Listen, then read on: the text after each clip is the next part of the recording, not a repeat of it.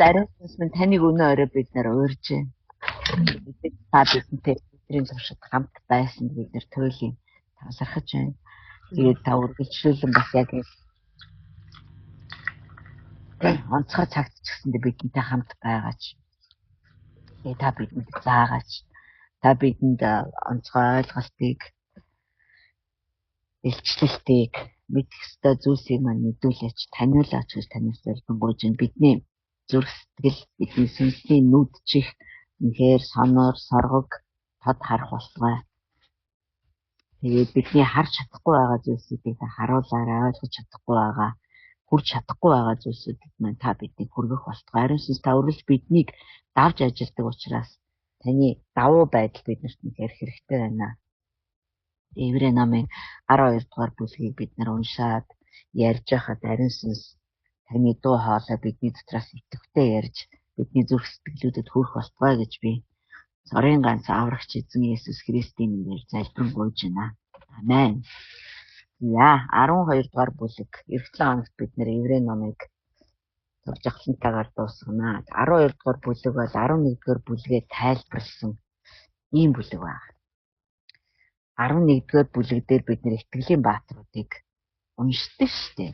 Итгэлийн баатрууд бидний амьдралуудыг тэгээд хэрэг та нар үнэхээр бас энэ тал дээр бүр илүү гүн судалгаа хийя гэж хүсчихвэл тэр итгэлийн баатар болгоны амьдралыг Библи дээрээс бүр ингэж тодруулан онцгойлон үзэж болно.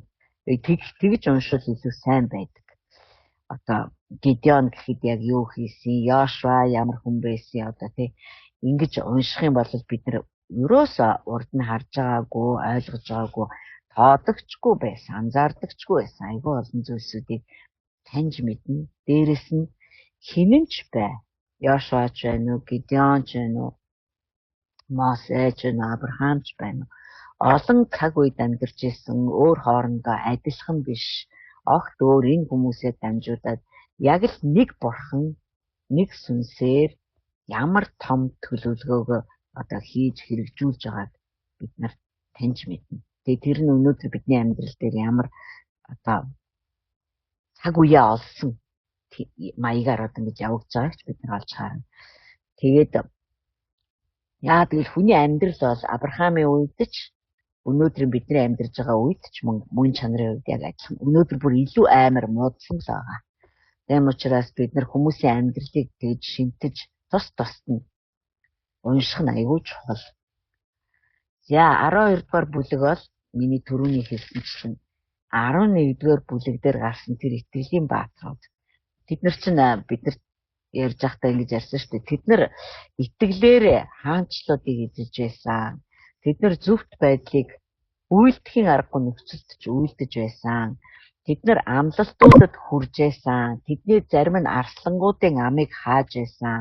Тэдний зарим нь сэлмний ирээс зайлж байсан. Тэдний зарим нь дорой буурай байдлаас хүчирхэг болгогдож байсан. Тэдний зарим нь дайн тулаанд зоригжиж байсан.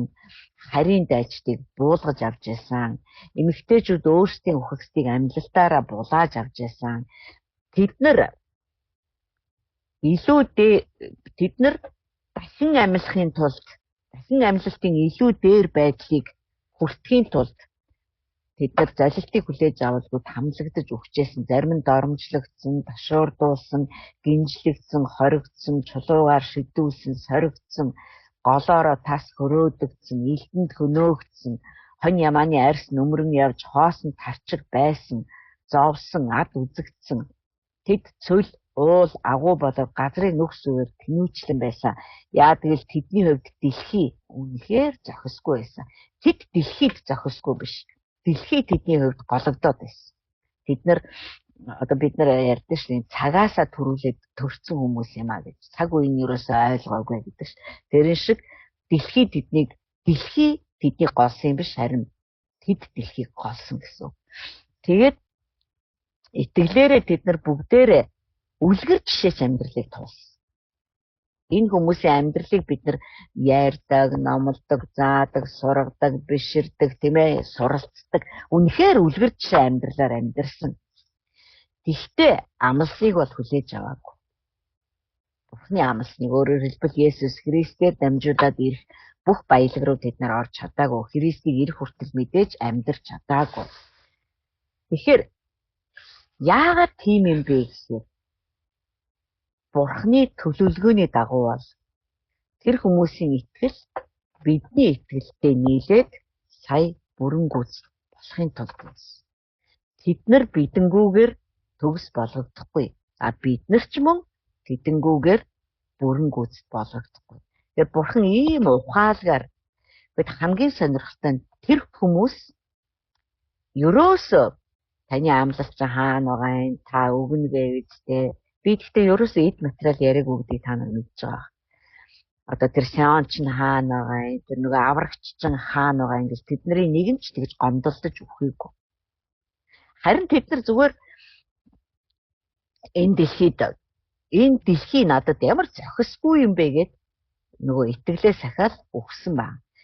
Бурхны одоо тэ ирж яваа ирээдүйн тэ хэдэн мянганы тэртээс ирж яваа тэр ирээдүйн одоо монголчууд одоо ирээдүйн тэр Христэд итгэх олон үндэсний хүмүүсийн итгэл бидний амлалтаа хүлээж авч чадаагүй боловч баттай сагсан итгэлтэй нийлээд нэгэн чухал одоо бүрэн дүүрэн байдлыг гаргаж ирэх юм байна гэдгийг тэд нар ямар нэгэн байдлаар мэдэрсэн л байгаа байхгүй. Тийм учраас бид нар туйлын хангалуунаар хэдийгээр амлалтыг хүлээж аваагүй ч гэсэндээ нас орсон маа. Түүнээс биш бурхнаар амлагдсныг нь авах гайдал тэрэнд нь л улаараад ингэж амьдраагүй.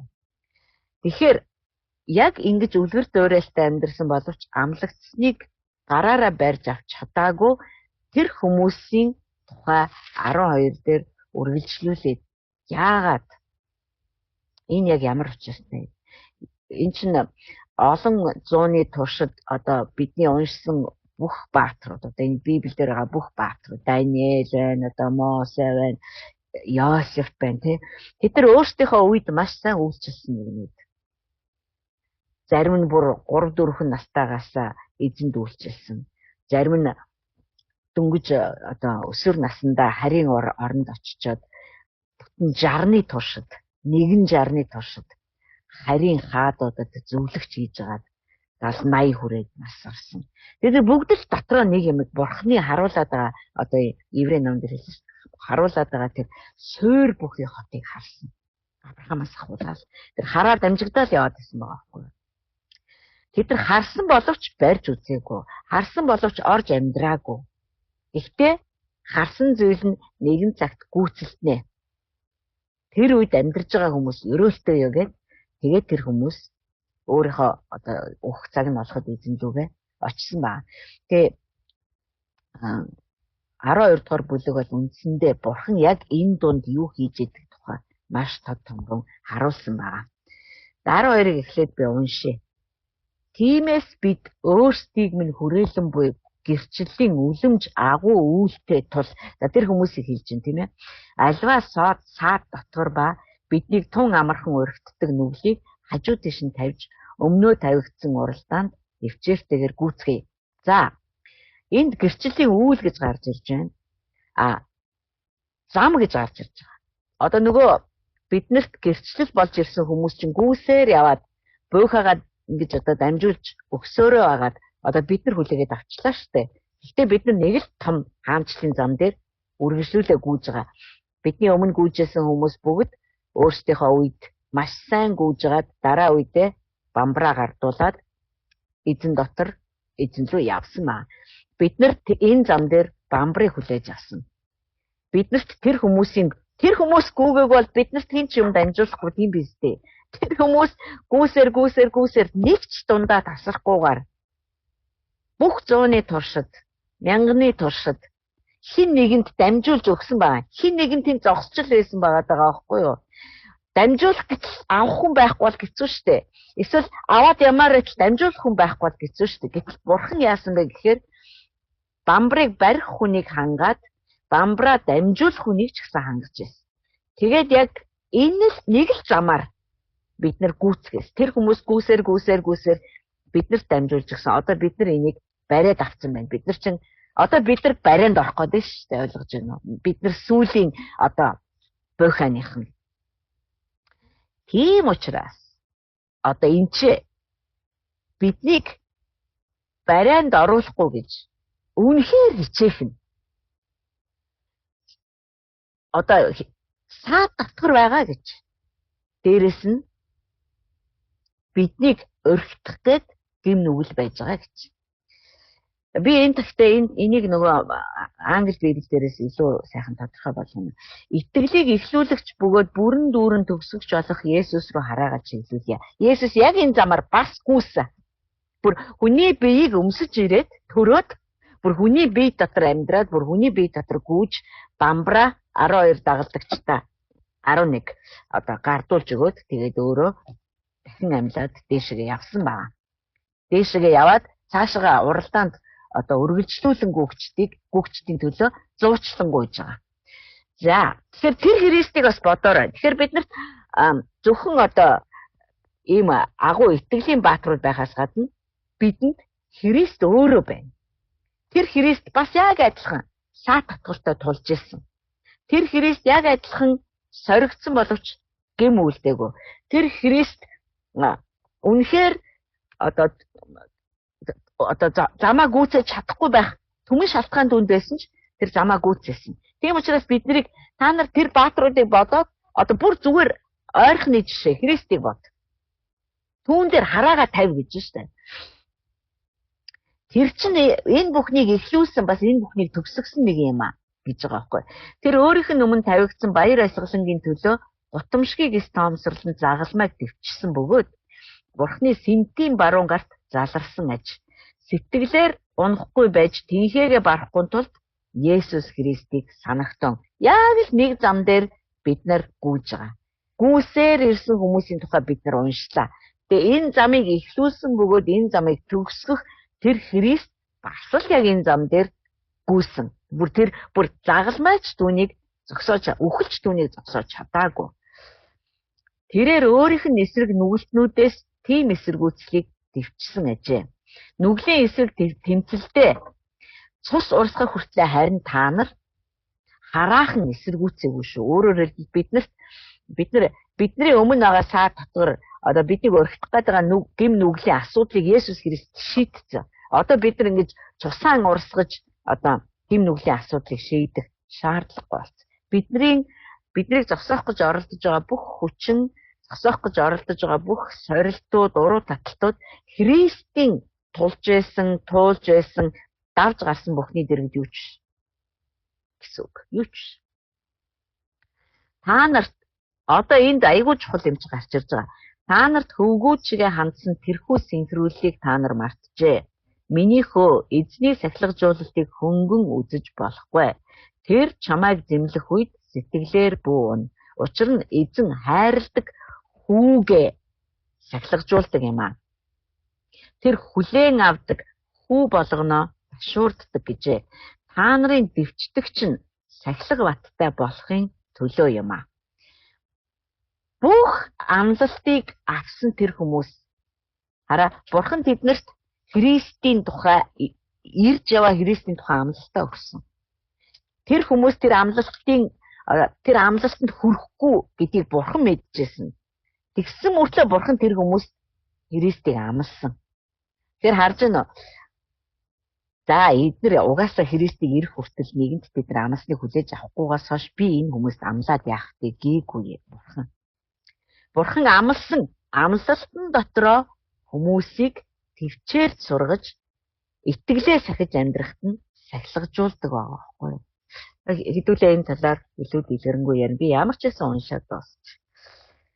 Та нарын дэвчдэгч нь сахилга баттай болохын төлөө юм аа. Бурхан хөвгүүдтэйгээ харьцдаг шигэ та нартай тийхүү харьцдаг. Учир нь эзэн сахилгажуулдаггүй хүү хаа байна. Хэрэг бүгдээрээ хүртсэн сахилга та нарт байхгүй бол та нар хөвгүүд нь биш. Бутаж хүүхдүүд. Эцэггүй хүүхдүүд гэсэн үг. Биднийг сахилгажуулдаг махан биеийн эцгүүд бидэнд байсан. Одоо бидний аавууд гэсэн. Бид тэднийг хүндэлдэг байсан. Байсан бол тех тусмаа бид сүнснүүдийн эцэгт захирагдан амьдрах нь үлэмж дээр босоо. Учир нь тэд өөрсдийн үзмжийн дагуу биднийг богинохон хугацаанд цахилгаажуулсан юм. Харин Бурхан бидний сайн сайхны төлөө ажээ. Энэ хоёр өгүүлбэрийн та нар доогуур та нар нэг зураад аваач. Учир нь тэд бидний аавд гэсэн үг. Өөрсдийн үзмжийн дагуу биднийг богино хугацаанд цахилгаажуулсан юм аа. Харин Бурхан бидний сайн сайхны төлөө цахилгаажуулдаг. Зураад авчих хэдүүлээ энэ дээр бас тогтох юм аа.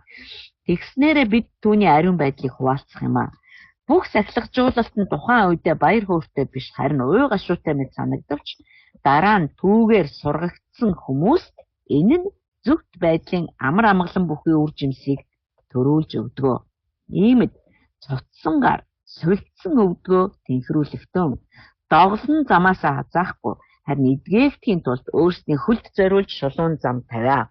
Бүх хүнтэй эвтэй байхыг болон ариусгалыг мөшгөхтөн би 17 хүртэл дууссан. 17 дууссан уншичаад тэгээд цөмөрөө ярилцсан. Үүнгүүгээр хинч эзнийг үзэхгүй болоо. Хинчинч Бурхны нэгүүлсээс салахгүй тулд болон ямар ч гашуун үндэс урган хор учруулан түүгээр олон хүн бузарлагдахгүй тулд сэрэмжил. Садар самун эсвэл хоолны төлөө ууган хүүгийн эрхээ худалдсан Исав шиг итгэл үнэмшилгүй хүн болчихгүй тулд сэрэмжил. Тэр дараа нь ёроолыг өвлөхийг хүссэн боловч олгдсон билээ. Учир нь тэр ихэр татан уйлан байж ёроолыг хайсан хэдий ч гимшлийн төлөөх зайг олоогүй гэдгийг та нар мэднэ гэж байна. За одоо хэдүүлээ бүр үнэхээр сайхан хооронд нь холбоод маш тийм энгийн юм шиг боловч одоо учир жамцантай болгоод ингээд 12 дугаар бүлгийг ойлгоод байна. За би 11 дугаар бүлэг дээр гарсан итгэлийн бааtruуд бидний өвөг дээдэс бидэнд буйхааны бамбарыг хүлээлгэж өгсөн бидний харах гэж одоо төрсөн үед биш. Амлсан бүхнийг харж чадаагүй үед төрсөн тэр бааtruудын тухай уншсан. Тэгвэл 12 дугаар бүлэг нь юу гэж байна гэхээр бид нэр хэрвээ өөр орчуулгыг анхааралтай ажиллах юм бол ингэж хэлж байгаа. 11 дугаар бүлэг дээр энэ хүмүүсийн хинэнч гайхалтай итгэлийн үлгэр дуурайл болсон амьдралаар амьдэрсэн ч амлсныг барьж авч чадлагүйгээр эзэн рүү явцгаасан юм. Учир нь тэр хүмүүсийн итгэл нь одоо төгсгөгч үеийн бидний итгэлтэй нийлээд одоо ингэж дамжуулаад өгчөж байгаа шүү дээ. Нийлээд сая Бурхны төлөвлөгөө, Бурхны хүсэл бүрэн гүйцэд болох юм аа. 11 яг ингэж дуусах. Бүрэн гүйцэд болох юм аа. 12. Энэ бүхэн ямар учиртай вэ гэж эхэлж байгаа. Энэ бүхэн ямар учиртай вэ гэвэл одоо сахилгажуулалт руу ч орох гээд байгаа байхгүй. Энэ бүх хүмүүс тэгээд одоо буйхаа гардаж авсан бид нар бидний итгэлүүд нийлээд нэгэн цул юм болно гэж байна. Тэгвэл энэ бүхэн ямар учиртай?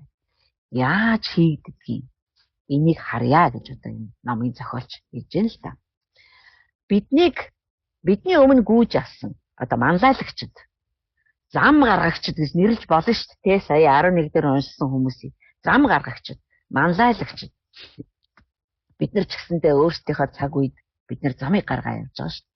Хаанчлал мартагдсан цагт бид нар Христ итгэл шашинчсан цагт бид нар зам гаргаж өгч байгаа байхгүй юу? Гэхдээ бид нар зам гаргасан нэгнүүдийн замаар орж ирсэн. Тэгэхээр 12 дугаар бүлэг дээр юу гэж хэлж байна гэхээр саяын 11-т ярьсан бүх зүйл ямар учиртай вэ гэхээр тэдгээр бүх манлайлагчд, тэдгээр бүх одоо зам гаргагчдын амьдрал нь үнэхээр дүрлцсэн гал шиг байсан юм аа. Тэд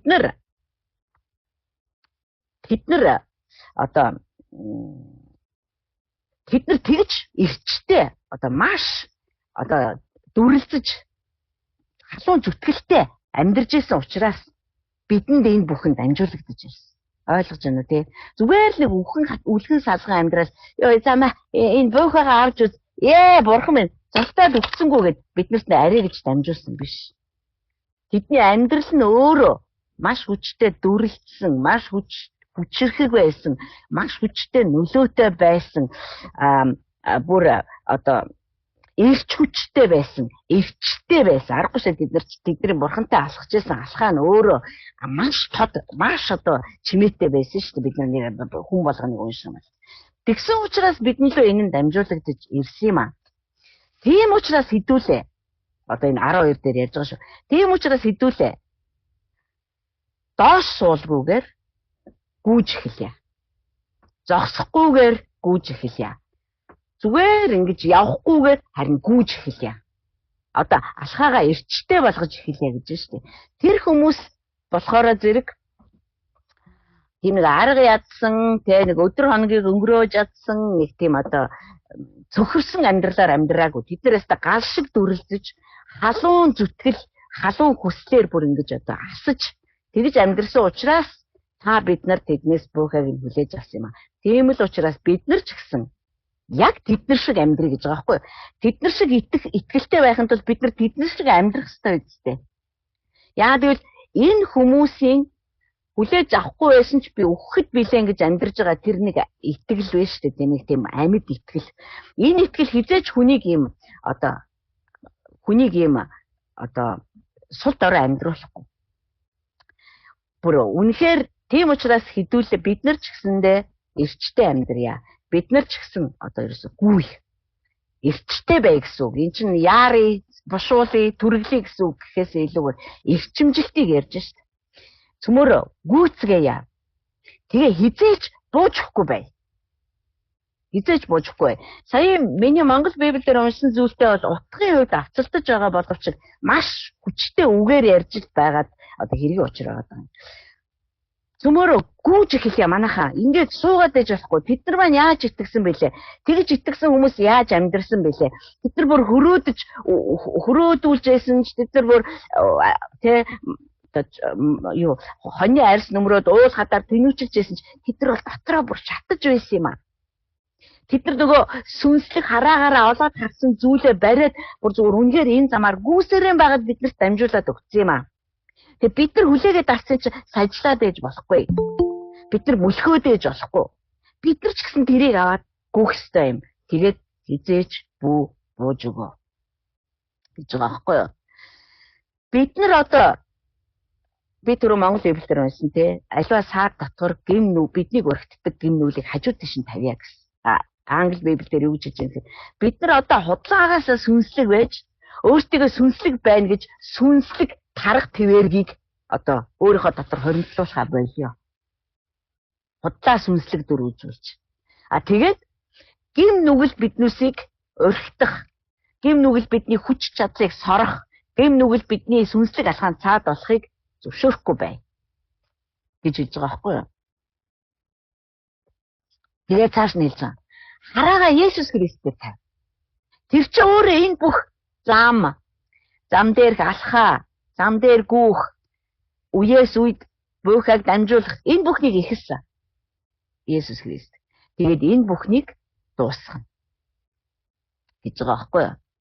Есүс Христ загалмай дээр бүх ажлаа хийгээд дуусгахдаа би дуусгачлаа гэж хэлсэн шүү дээ. Одоо бид нар аваад үргэлжлүүлж байгаа байхгүй юу? Есүс Христ ч гэсэн биднийг үүж байгаа энэ зам дээр байсан юм аа гэж байгаа. Тэгэхээр цөмөөрөө Бурхантай хамт Бурханы дотор яг Есүс Христ шиг энэ замаараа гүйсээрэн байгаад эхлүүлснээ дуусгая. Есүс Христ бүх зүйлийг одоо хийж чадсан юм аа. Түүнд загалмай зогсож байсан, түүний өмнө ичгүүр түүнийг хүлээж байсан, өөр бусад бүх зүйл Есүс Христийн алхааг зогсоох гээд байж байсан. Гэсэн ч тэрийг түүнийг юу ч зогсоож чадаагүй. Тийм учраас Бурхан түүнийг өөрийнхөө баруун гартал давсараа хүндэтгэлийн суудал дээрээ заасан. Тэгээд ч зогсохгүй. Есүс Христ Бурханы баруун гартал зогсоод бүх зүйлийг захирдаг болсон гэж. Тэгэхээр та нар ч гэсэндээ итгэл дотроо яг энэ баатарлаг түүхүүдийг давтах боломжтой юм. Давтаж амьдрах, одоо тэр эрчийг нь давтаж амьдрах, тэр итгэлийг нь давтаж амьдрах, тэр нэг одоо бууж өгдөггүй, одоо тэр нэг зүтгэл байна штэ. Тэрийг нь давтаж амьдрах бүрэн боломжтой гэж байна. Тэгээд хэлж юм л да, Есүс Христ өөрөө ямар их зовлон төвчсөн бэ? Тэр ямар их дайсагнал дунд амьдарч байсан бэ? Бид нар одоо нөгөө Матай номыг уншиж байгаа шүү дээ. Та нарыг уншиж байгаа байх гэж найдаж байна.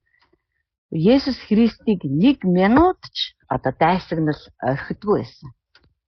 Хаач очсон одоо мэдээж тэр хүмүүсийг аварж исэн гайхалтай үйл явдлууд болж исэн ч гэсэн дайсагнал бас яг хажуу талд ерөөсөө байнга.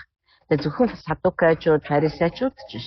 Бүр өөрийнх нь дагалдагч нарын зүгээс ч гэсэндээ үйл итгэл, эргэлзээ одоо янз үзсэн байдал, одоо ойлгохгүй байгаа байдал бүр байнга л түүнийг дагдаг байсан. Одоо энийг яагаад энд ярьж байна гэхээр Есүс Христ ийм юмн донд амьдарч ирсэн юм аа. Тийм үү та нар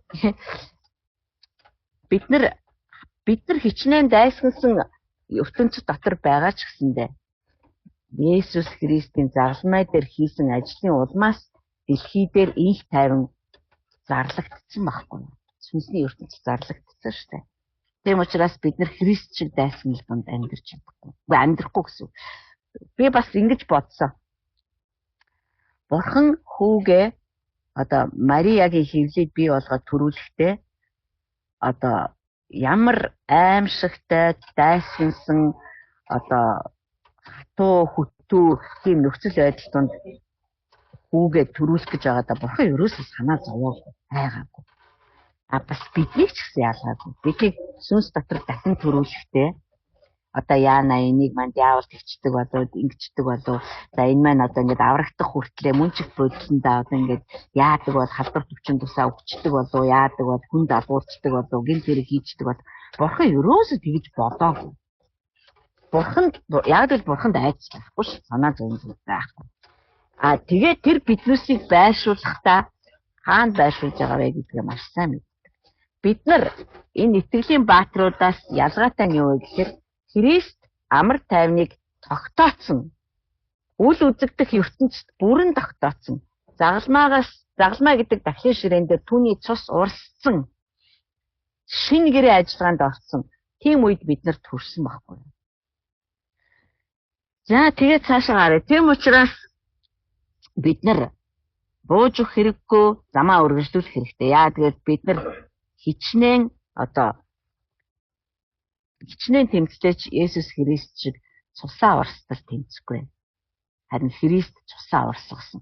Ер нь бол Христийн хийсэн бүх ажил бидний бүх зовлонг багтаасан байна. Бүх өвдөлтийг багтаасан, бүх шархталтыг багтаасан. Бүх хавчигдал ч гэсэн тэнд орж ирж байгаа. Бидний хавчиж байгаа л да дэлхий бод хавчиж байгаа.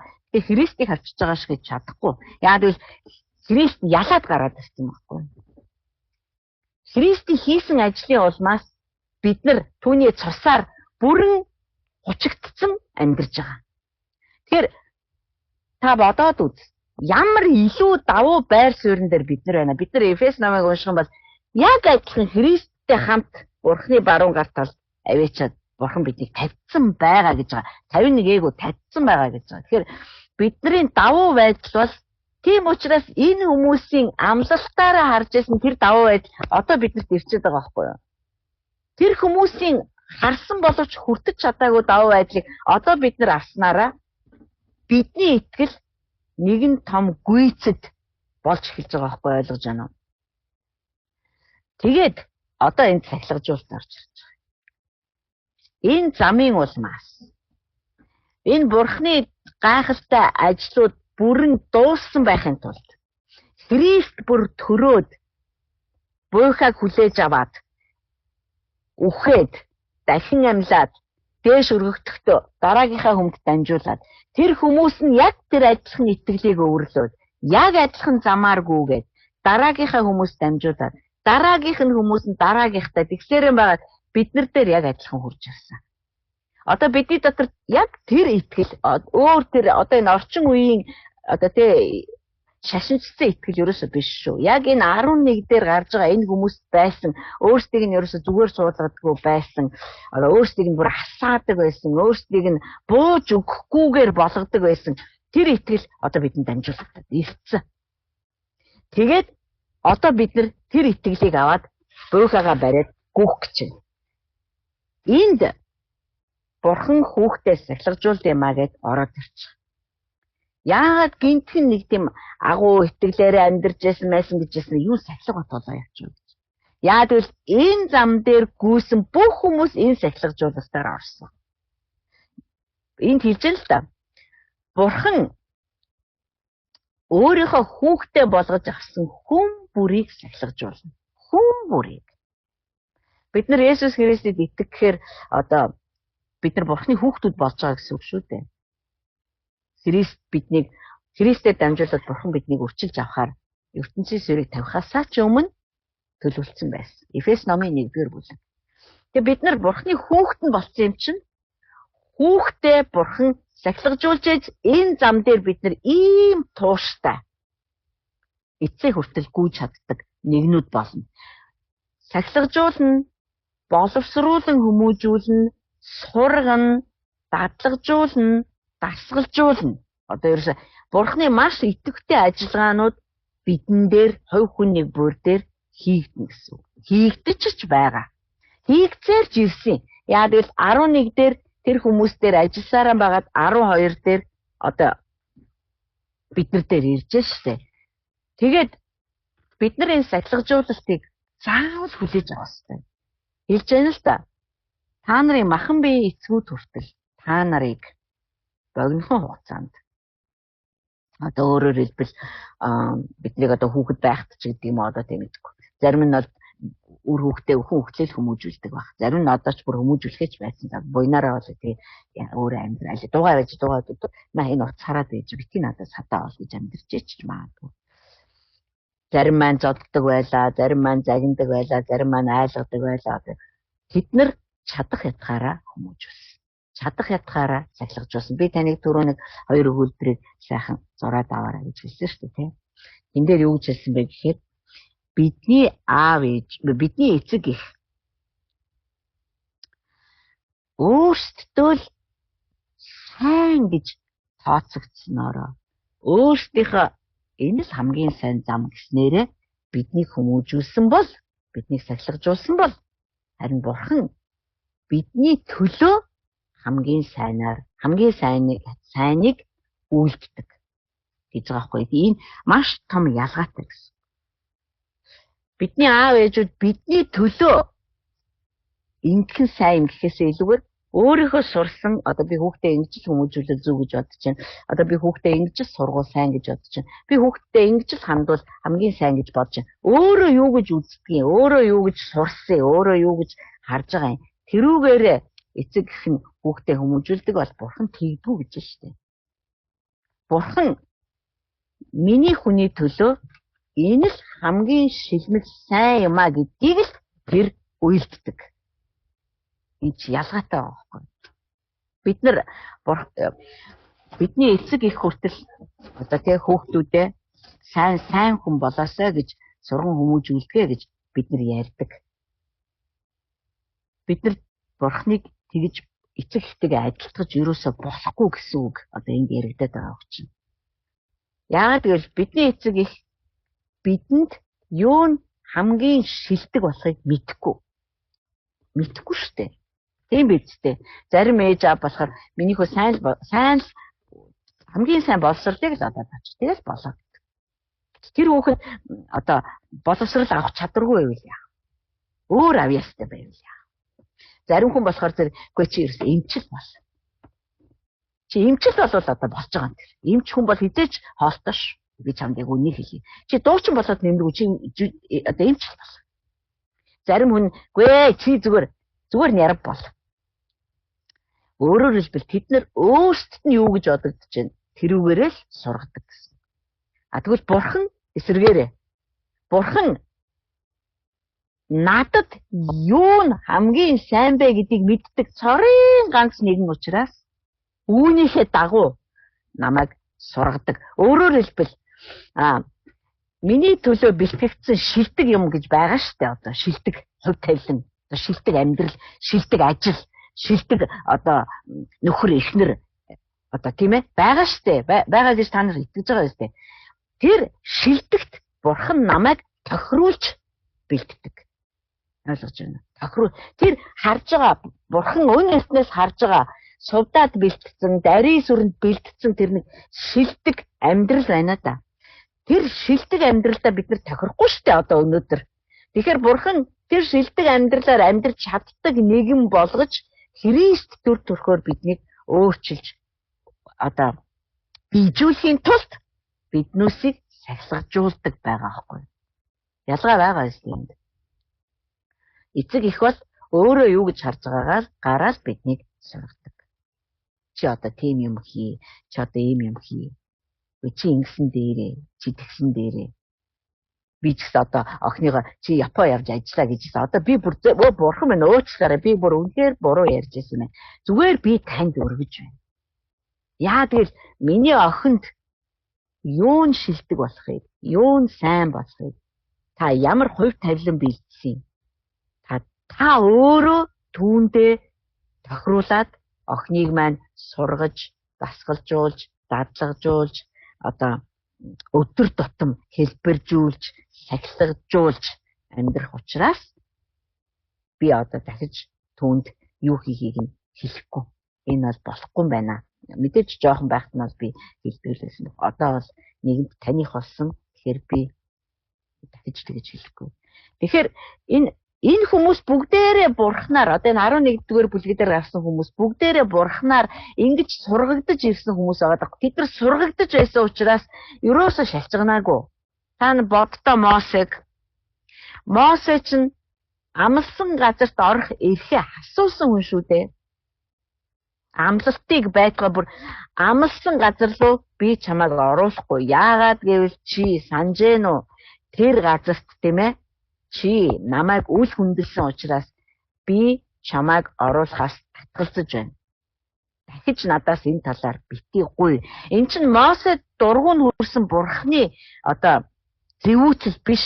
Эн чинь хүүгээ сахилгажуулж байгаа Тэнгэрлэг эцгийн ажиллагаа. Мосе юусоо маргалдаагүй. Таны шүлт шудраг юм. Та зөв шийдсэн байна.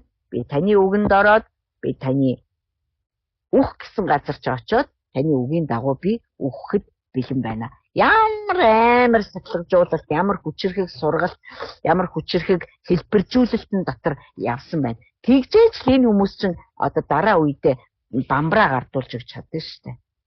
Бид нар ч гэсэн энэ хүчирхэг сахилгажуулалт, хүчирхэг сургалт, хүчирхэг биежүүлэлт, хэлбэржүүлэлт, бурхны сурган хүмүүжүүлэх хүчирхэг ухааны гадна үлдэх ямар ч боломжгүй. Яа гэвэл тэр чинь миний аав, би түүний хүүхэд.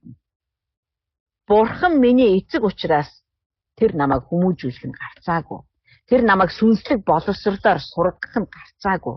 Тэр миний сүнслэг боловсролыг олгодог миний аав, миний багш, сурган хүмүүжүүлэгч, миний дасгалжуулагч, миний дадлагжуулагч байгаад байгаа байхгүй.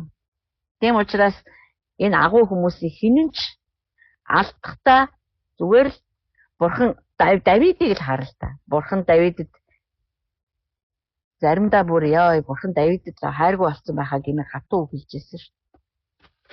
Тэгэхээр хатуу үг хэлж байна гэдэг нь хайргүй болсон гэсэн үг биш. Одоо энд хэлж ш. Энэ хүмүүс хүртэл бурхнаар үнэхээр сургагдсан юм аа. Хатуу үг хэлэх чинь зүгээр наад зах юм. Тэд нар бүр өөрсдийнхөө амьдралаар, оюун санаа, зүрх сэтгэлээр бурхны гарт ямар л хэлбэрт оруулмаар байна, би танд өөрийгөө бүрэн өгье гэсэн тийм л бууж өгсөн хандлагаар амьдрсан хүмүүс байгаа. Одоо та хэвээр тийм л амьдралаар амьдарч байна. Тийм учраас манай сүм апостолик гэж хэлээд байгаа нь энд байгаа байхгүй. Энэ сүмийг хариуцж байгаа пасторууд, удирдагч нар, ялангуяа баагийн этэр өргөөний эцгүүд хүмүүсээ сахилгажуулахгүй бол, хүмүүсээ ятгахгүй бол, бүр болохгүй бол хүүе чи битээлтэйгээ бүр докторхгүй юм бол, бүр байнга дасгалжуулахгүй юм бол бид нар хол алхаж чадахгүй байхгүй. Бурхан мөн энэ өргөөг хариуцуулж өгсөн бит хоёрыг сүнсний эцгүүдээр дамжуулаад сургаж, сахилгажуулж, хэрэгтэй бол зэмлэж, хэрэгтэй бол бүр хориг тавьж ингэж авч явдгүйсэн бол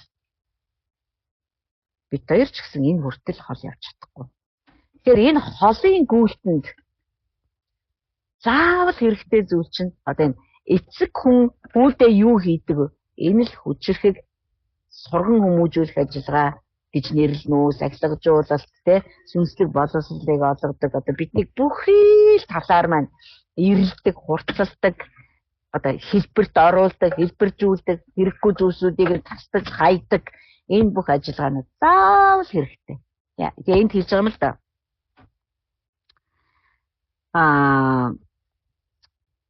Зөвхөн хариуцлагагүй эцэг эхүүд л хүүхдүүдээ зөнд нь хайдаг баха. Харин та нар хариуцлагагүй бурхантай байхыг хүсэж байна уу? Бид нар өөрсдийнхөө эцэг эхийг хүртэл биднийг эрхлүүлэхгүй, харин ч хүмүүжүүлж сургаж байгаагийнхын төлөө тэднийг хүндэлдэг үсттэй. Тэгвэл тэгэх тусмаа бурхны сургалтыг бид нар амьдрсан шиг амьдрдаг байхын тулд гэж байгаа шүү. Амьдрсан шиг амьдрдаг байхын тулд бурхны намайг сургаж байгаа тэр хүчрэхэг сургалтуудыг би бүр тэрж авах ёстой юм биш үү? Энэ 4-11-р ишлэлийг би англи библиэрээс танад хараад хэлж өгч байна л да. Хэрэг бид нар нэрэл аав ээж маань миний төлөө хэлжсэн шүү дээ гэж тэднийг ямар ч одоо сахилгажуулалтыг нь хүлээж авч хүндэлдэг байсан бол тэр тусмаа биднийг энэ ертөнцид бид нар яг яаж л амьдрахаар бурхнаар дуудагдсан тэр л амьдралдаа амьдрч чадсан байхын тулд сургаж байгаа бурхны хүчрэхэг сургалт, хүчрэхэг сахилгажуулалт, хүчрэхэг дасгалжуулалт дасгалжуулалтыг нь бид нар бүр зүгээр хүндлэх биш, бид нар бол тэрж авах хэрэгтэй. Яг л бурхан хизээч хүнийг эрхлүүлэхгүй. Тэр хайрладаг. Одоо тэгтээ бид нэг гайхалтай үе рүү орж байгаа юм л та. Энэ бол намайг аюух тогтлуулдаг. Сая яг бүтэн сайдар бид нар халт дөнгөж яриад байсан. Юу вэ гэхээр бид нар одоо биш үү? Бурхны хайрын одоо тий олон талт ажиллагаа. Би 10 талт, 100 талт гэж хэлмээргүй байна. Мэдхгүй байна. Хар мянган талт ажиллагаа. Бурхны хайрын бүр одоо судалж багшгүй гүн байдал. Бурхны хайрын хүч босгүй өндөр байдал. Бурхны хайрын зах хязгааргүй байдлуудыг бид нар яг мэдэх үеийнхэн баггүй юу? Бид нар тэр намайг тэгж хайрладаг юм байна гэдгийг түг түмэн арга замуудаар бурхан бидэнд илчилж өгөөд би хүлээж авахд би түүний дасгалжуултыг зүгээр л тэрж авав. Ийм хайрладаг бурхан намайг сахилгажуулахгүй бол өөр хэн сахилгажуулдаг? Түүний сахилгажуулалт аюулгүй. Түүний сурган хүмүүжүүлэх ухаан тасархай. Түүний одоо татлагжуулж байгаа тэр их намайг хэлбэржүүлж байгаа бүхэн нь надад ямар ч гэм хор авчрахгүй, ямар ч гар цохирол авчрахгүй, намайг юугаарч дутаахгүй. Харин та бид нар чинь одоо нэг тийм айгүй хүчрэхэг хувь тавилангаа чиглээд явж байгаа шүү дээ. Одоо та итгэдэг бол тийм. Гэхдээ тэр хувь тавиландаа би тохирогдох хэрэгтэй байхгүй, тохирох хэрэгтэй байхгүй да. Одоо агуу хувь тавиланд чинь бид нар агуу нэгэн болж иж тэр хувь тавиланд гүйцэтгүүлнэ шүү дээ. Түүнээс зүгээр өнөөдөр шиг ингээд одоо тий өнөөдрийн байдал маань хүртэл хэдийгээр бурхан бидний дотор одоо тий гүний гүнд одоо урсгал ус шиг тасралтгүй гүнзгий ажиллаж байгаа ч гэсэн өнөөдрийн бие хүртэл тэр хувь тавиланд тохирохуйц болгож бэлтгэж байгаа болохоос ш тийм болчлаа гэсэн үг бас биш байхгүй. Тийм учраас бурхан Мосед чи амлсан газарт орохгүй гэж хэлэхэд Мосе тэр үгийг даах чинээний хүчрэхэг нэгэн аль хэзээний болцсон байсан. Яг л бурхан өөрөө хүмүүжүүлсэн учраас. Тэгээ бид нар бол бодно л доо яана бурхан надад тэгж хэлвэл би яг өөхөх баха. Нэрээ өөхөх бах. Гэхдээ бид нар Мосе шиг түүнтэй алхаад тийм хязгаарлагдмал гэрээнд дор штэ хуучин гэрээнд дор. Тэгж бурхантай нүрээрээ учирч ярьж бүр ирэм хоёр шиг бүр ярьж түүний алтрыг харж тэ бүр зүгээр ингэж баа бээгүү хамт алхаж ирсэн тэр нэгэн тийм үгийн даах чинээний хүртэл сургагдсан чи бид нар ч гэсэн тэгж алхвал бид нар ч гэсэн түүнээс ирж байгаа ямар ч сахилгажуултыг бүр тэрж авна гэж чинь чи бүр Тэгэхээр энэ бурхан хүнээ хүчрэхэг одоо намайг, манжааг, хүн хоёрыг, наран чимгийг, хүн нэг бүрийг мань бурхан чи яг ийм л амьдралаар амьдрна гэж төлөвлөсөн амьдрал гэж байгаа. Тэрэнд маань тохиолдог байхгүй. Заавал бурхан намайг тэнцүүлнэ. Эзээч тэр бууж өгөхгүй. Хэрвээ тэр тийм ээ хүнээс бууж өгдөг юм бол бид нар бурханыг бурхан чинь тийм найдваргүй бурхан биш. Бид нар тийм учраас биднийг 12 дугаар бүлэг дээр бити бууж өгдөг. Ямар ч асуудал биднийг зогсоож чадахгүй. Тийм итгэмжтэй. Тэгээ бид нар энэ хүмүүс чинь тэр нөгөө Юрбс энэ Авраамийн тухай 11 дугаар бүлэг дээр хэлсэн маш. Тэр суур бүхий хотыг харсан маа. Тэгээ тэр суур бүхий хоттой орж амьдраагүй л дээ. Тэгсэн ч гэсэн тэр хоттой очиж амьдраагүй ч гэсэн яг амьдарж байгаа юм шиг амьдрах хүч хаанаас гарч ирээд исэн бэ гэхээр өөртөө хамт амьдарч исэн бурхан Авраамыг тэгж өөрчилж, хэлбэржүүлж, сахилгажуулж байсан. Бид нар энэ баатруудын дүрийг харах юм бол бурхан заримдаа тэднэртэй жинхэнэ эцэг хүн л ингэж ярьдаг байсан баг та гэмээр ярьж байгаа бид нар харна. Тийм учраас бид нар штэ та нэг анхааралтай сонсоорой. 21-р зууны Джонатан Дэвидийн хэлдгээр шоколадын цэрэг шиг болсон итгэгч нарын дунд бид нар үнэхээр хатуу хөдөг тулж байгаа. Яг л бурхан биднээсийг наранд хайлаад урсчдаг тийм амттан байгаасаа гэж хүсэхгүй байгаа. Тийм учраас тэр биднийг амттнаар хоололдог. Тийм учраас тэр биднийг сүүн хоолоор тэжээдэг. Тэр биднийг үргэлж төлөвшөлтөнд хүргэх дор хоолоор ямар ч холцгүй тэр үгээрээ биднийг хоололдог.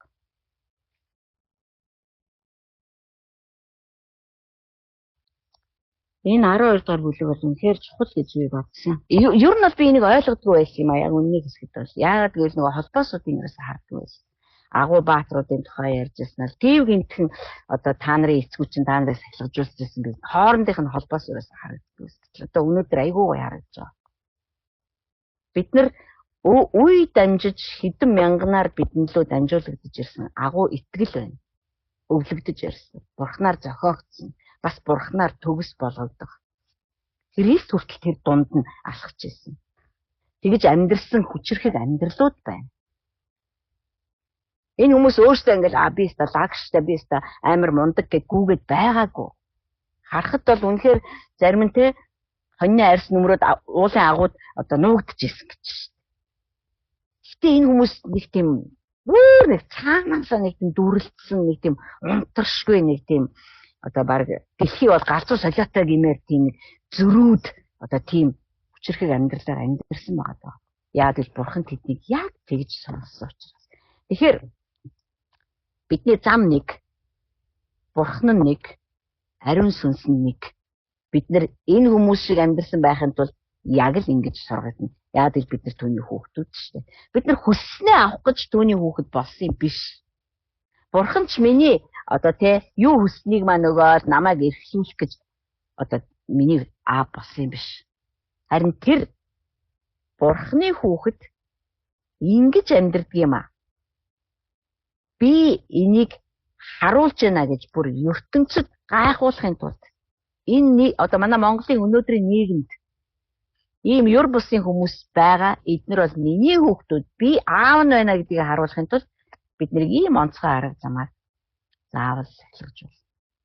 Тийм учраас бид нар сахилгажуулалтанд орохыг хүсэхгүй байгаа хүмүүс байж болохгүй байхгүй. Болохгүй. Яагаад гэвэл таа штэ. Альва сахилгажуулалт хэлж л альва сахилгажуулалт бол ерөөсө баяр хөөртэй үйл явдал биш ээ гэж. Тийм ээ. Сахилгажуулалт бол бид нар хүчрэхэг сахилгажуулалтанд ороод бид нар зэмлүүлээд бид нар тоншуулаад явж байхдаа нэг тийм баярлаад энийг байдгүй ш. Яанаас нэрээ урваагаад уйлаад бид нар босож чадахгүй ингээд бүр өстэй ухаж байгаа юм шиг харагддаг боловч яг үнэндээ бид нар бол маш хүчрхэг дүр төрхийн дагуу өөрчлөгдөд явж идэг. Бид нар тэгээд сахилгажуулалт болгоны дараа туйлын даруухан болж гарч ирдэг. Даруусал гэдэг бол байна шүү дээ тийм ээ манайхаа.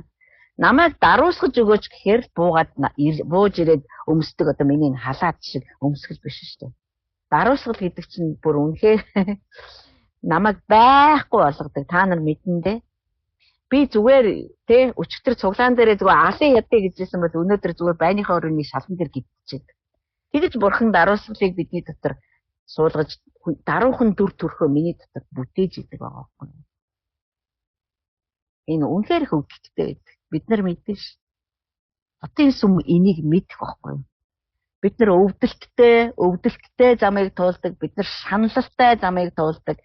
Гэсэн ч бурхан биднийг үргэлж урамшуулж яадаг. Хизээ урамшуулахаа тэр мэддэг. Хизээ нулимсыг нь арчхаа тэр мэддэг. Хизээ босгоод гүйлэхээ тэр мэддэг. Тэгээ тэр хизээ зүгээрээ чи сахилгажуултыг сайн давлаа гэж надад хэлэхээ мэддэг. Эсбөгөөс бид нар сэтгэлээр унаад үхэх штеп. Тийм л учраас бид нар хичнээн хэцүүч гсэн энэ замдаа хайртай. Бүр замдаа хайртайгаас гадна бид нар хичнээн ааш гаргаж хичнээн бие биенийхээ дургу хүргэжсэн ч бие биендээ хайртай хийрэл. Харин уламж ихээр хайрладаг. Яа тэгэл бид нар бие бинийгээ байн хурцлж идэг байхгүй юу? Хурцлснараа бид нар бие бинийгээ энэ зам дээр алхах хүчтэй болгодог. Нөхцөл байдлуудыг ярах хурц ирмэгтэй үзүүртэй болгодог. Тийм ээ? Бид нар хэрэг бие бинийгээ орхичдаг бол тэгээд бурхан босгодсон байгаа зэрэг амиа хичээгээ явцдаг бол эсвэл ингээ бие биенийхээ одоо тий эвлэрж болохгүй зүйлстэй эвлрээл яваад идэг бол биднээс юу төрөх юм бэ? Юу ч төрөхгүй шүү дээ. Тийм учраас биднийг хурцлж яадаг.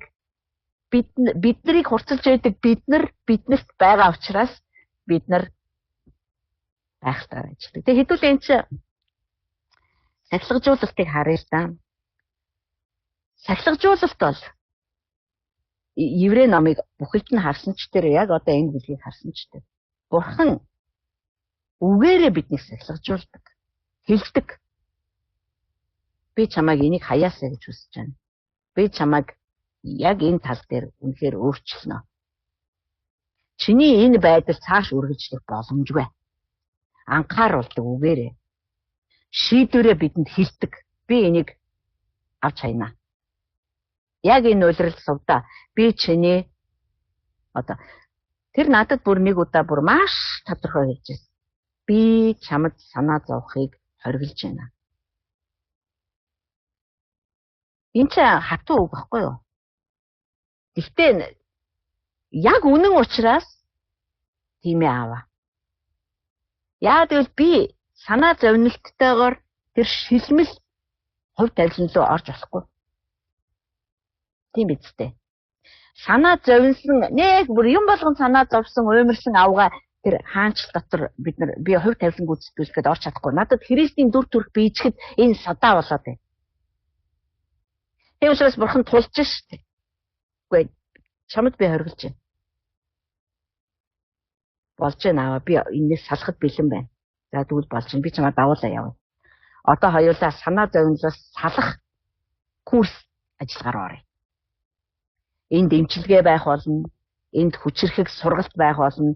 Хэрэгтэй бол би чамайг сахилгажуулах болно. Чиний өдөр тутмын амьдралд чи бүр санаа зовхгүй амьдрч суртал чинь би өдөр бүр чамайг бадлагжуулах болно. Болж гин үү? Болж байна. За тэгвэл эхлэе.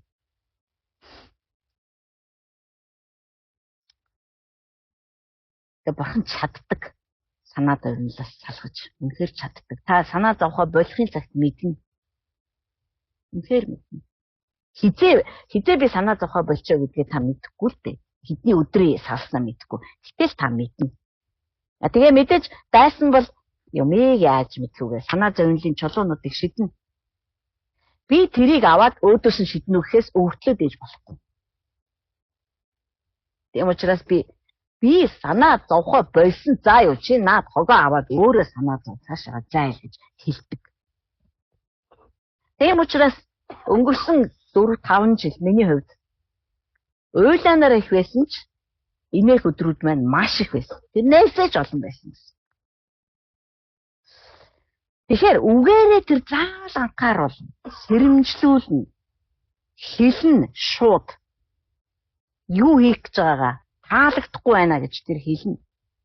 Тэрээ бид нар тэрийг нь хүлээж авахгүй байвал хүчрхэг сахилгажуулалт руу бид нар орно. Хүчрхэг сахилгажуулалт руу. Үүндээ бурхан нөхцөл байдлыг ашиглаж болно. Миний амьдрал дээр над дээр ашигласан шиг. Нөхцөл байдлууд ямар ч байж бол. Тэгэхээр бид нар одоо өнөөдөр амьдралынхаа асуудлуудыг одоо бид нар асуудал гэж нэрлэдэг ш. Проблемууд, асуудал, зовлон одоо юу гэдгийг мэдгүй шаналл одоо тэрийг зайлуулаач гэх биш. Харин тэр чинь бидэнд давхар ашгийг өгдөг учраас бид нар тэн дундуур гараад явах хэрэгтэй. Тэрийг бид нар тэрэх хэрэгтэй байхгүй би тэрий гэж хэлдэг шүү дээ. Аава энэ асуудал байна үнэн. Гэтэ тэр асуудлыг тэрхтэй гол нь биш. Энэ асуудлаар дамжуулаад энэ асуудал дотор асуудлыг ашиглаад бурхан намайг сахилгажуулж байгаа. Тэр ажиллагааг нь би тэрж авч байгаа байхгүй түнс асуудлыг биш шүү манайхаа. Тэгэхээр үгээрээ хэллээ. Сайн хүлээж авдгаа. За нөхцөл байдал руу орлоо. Нөхцөл байдлуудаар маш хүчтэй бурхан надад ярьж эхэлж байна. Би чамайг салгана энэс. Тэр ер нь болоод шүү дээ бурхан хизээч биднэрт санал тавьдгүй шүү. Би чамайг ингэмээр ахын яах вэ? Эцэг хүү шүү дээ. Эцэг хүү хоёрын хооронд санал ман байхгүй шүү дээ. Аав тэр чин бурхан төхөө. Гэхдээ би мэдээж хэрэггүй бурхан минь би сахилгажуулсан. Би таны хүүхд мөнлдөө би сахилгажуулсан юм хүсэхгүй байна. Би зүгээр тайван амьдрмаар та зүгээр миний хүснийг л өгчих. Би танаас гоё Есүс Христийн нэрээр гэж орилоо гэвэл тэр мэдээж намайг орхих байх. Орхих зүйлдээ тэр намайг сахилгажуулах ажлаа хажууд дэшин тавих байх. Яа би хүсэхгүй байгаа даа учраас. Тэр хүчээр намайг одоо сахилгажуулахгүй шүү дээ. Тийм учраас энэ хоёр талын ажиллагаа заавал явагддаг байхгүй. Тэгэхээр нөхцөл байдлууд орж ирнэ. Эсвэл хэн нэгэн харилцаагаар дамжина. За тэгээд хамгийн хүнд шат хүн үнэхээр тэгж хэлээд ч ойлгохгүй тий тэр сахилгажуулалтыг хүсэхгүй гэж тэлчлээл би авахгүй гэж энэ одоо өөрт нь бурхнаас зориулсан амьдралд тэнцвүүлэх гээд бурхан ажиллаад байгаа гэдгийг ухаарах чинээний одоо болж чадахгүй байгаад байгаа бол хамгийн хүнд зүйл юу вэ гэхээр одоо шийтгэл орж ирнэ. Бид нар бол ярьдаг л да бурхан намайг шийтгэхгүй гэж. Тэ Христ бидний шийтгэлийг авсан учраас бид нар там дунах шийтгэлээс аврагдсан. Тэр бол гарцаагүй шүү манайхаа. Бурхан намайг тамийн шийтгэлээр шийтгэх гээд байгаа юм ерөөсөө биш. Бүр одоо бид нар бодтойгоор биен дээрээ энийг одоо амсаж үзнэ гэсэн.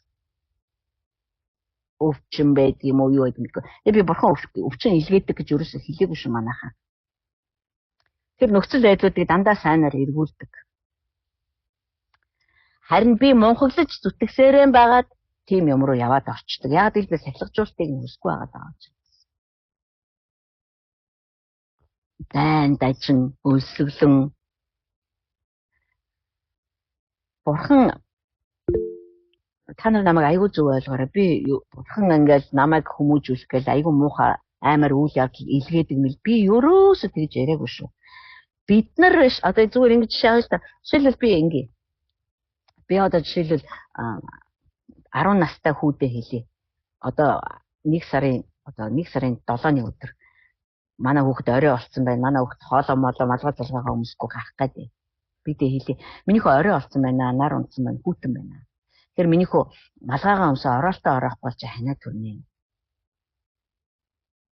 Хэлье. Манай хүү зүгээрээ яавал гэж тийм. Би гараа л ороод ирэхээ орн та одоо дандаа л үгэлж байгаа ядаргаатай ингэ. Тэгээ. Тэгэхээр би мэдчихэж штэ тэр хүүхдийг өвдчих вэ гэд те. Би малгай ороолтыг бариад үүдэн дээрээ зогсъё. Үгүй чи нэг өмсөөл гарчих би гуйж ин тхүү би чамайг өвдөөсэй гэж үнэхээр хүсэхгүй байна. Та одоо ямар ядаргаатай юм бэ? Би өмсөхгүй гэж ингээд бүр намайг хажууд тишин түлхээд хаалга онголгоо гараа явна. Одоо тэр хүүхэд дараад өвдөө. Одоо би тэр хүүхэд өвчин наав уу? Эсвэл тэр хүүхэд өөрөө одоо тэр өвчин лөө гүйж очих вэ? Тэгэхээр бурхан хин ястаа өгөнд орохгүй энэ сувдаг би ерөөсөө юу яа. Ковид тусгаж л хүмүүжүүлэх юм байна. Гихгүй Энэ одоо тайлбарлахад үнэхээр хэцүү. Бид нар ингээд нөгөө нэг дүгнэлт хийх гээд идэг байхгүй юу? Тийм учраас Явын найзууд Яв дээр хурж ирэнгүүтээ зүгээр дүгнэлтээ хийлээ явцсан шүү дээ. За чи бол ерөөсөө нүгэл хийсэн юм. Чи нүгэл хийхээр бурхан яг энэ шийтгэв шүү дээ. Танаа хүүхдүүд бүгдээрээ нүгэл хийсэн юм байна. Тэгээ хүүхдүүд ч өгчөж байгаа байхгүй юу? Хүүхдүүд нь нүгэл хийсэн учраас бурхан алаагүй шүү дээ. Явч нүгэл хийсэн учраас бурхан түүний гэр бүл дээр энэ гайхамшиг зөвшөөрсөн биш. Эсвэргээрээ миний Яв шиг үнэнч бурханлаг хүн энэ ертөнцид байхгүй гэдгийг би чамд харуулъя гэд бурхан ажиллагааг эхлүүлэхийг сатаанд зөвшөөрсөн.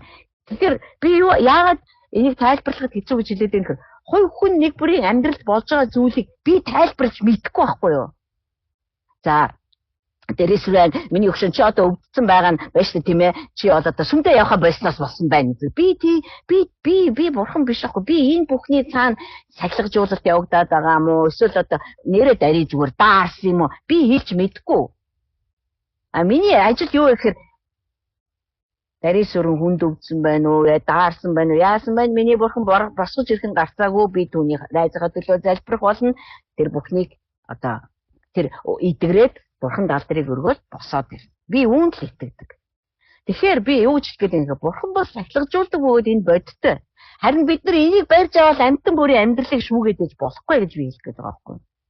Тэгэхээр та хоёр үндсэндээ энэ амьдралд тулгарч байгаа асуудлууд бидний одоо өөрсдийн маань бие махбод дээр болж байгаа бүх зүйл энэ бүхэн утга учиртайгаар хамгийн сайнаар бурхнаар эргүүлэгддэг бөгөөд энэ дунд бурхан өөрийнхөө хүүхдийг чиглүүлж, удирдах, сургаж, синхруулж, ятгаж хэрэгтэй бол хүчтэйгээр сахилгажуулж, сахилга баттай болгож бид нар үдснийхаа дараа ярьдаг шүү. За.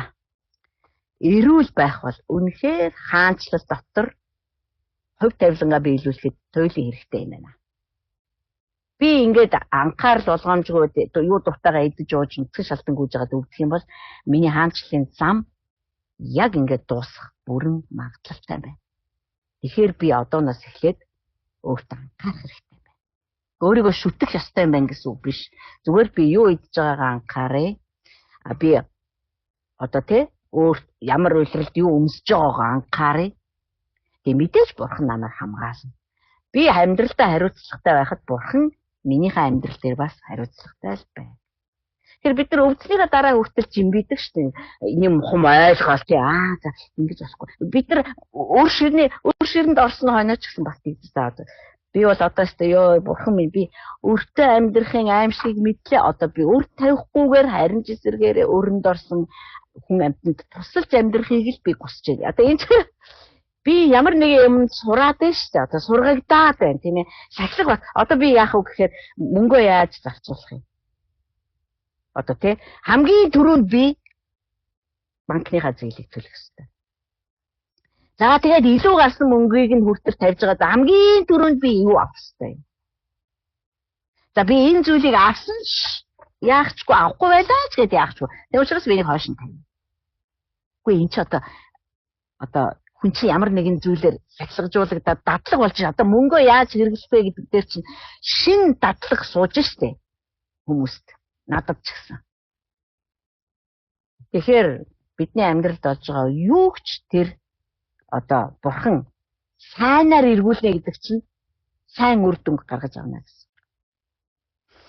Тийм л болохоор бид нар түүгээр сургагдаж, дасгалжуулагдаж бурхан ганцхан ярихгүй. Бид нар яриад л өөрчлөгдчихдөг тийм гоё хүмүүс бас биш байгаа. Тийм л учраас бид нар бурхны үгийг сонсдог, дээр нь тэрүүгээр амьдрах гэж үзэлцдэг. За хинэггүй явж ивэл хой чи гэд намайг сэрээдэг.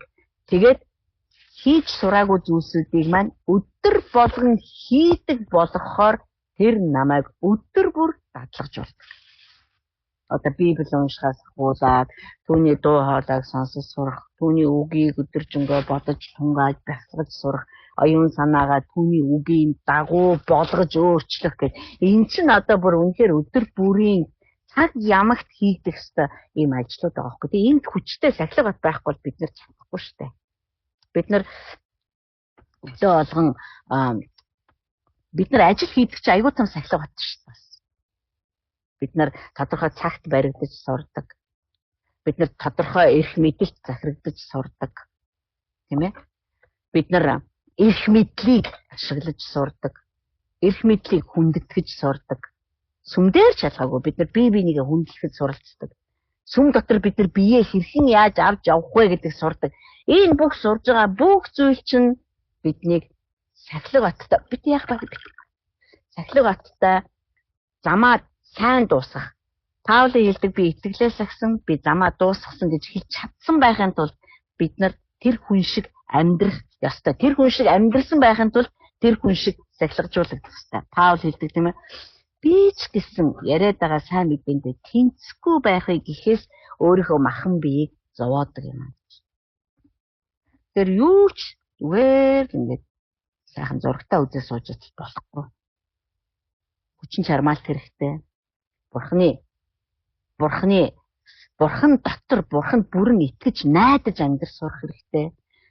Бид нар миний дотор суулгагдсан одоо тий баттай бүр минийх болтлоо бүр миний дотор бүр урагтлаа суугдсан тэр гинт дадал зуршлуудыг хаяхын тулд би чинь бүр босоод тий бүр ястай үнэхээр үзэлцэх хэрэгтэй болно. Энэ үнэхээр маш том хөдөл.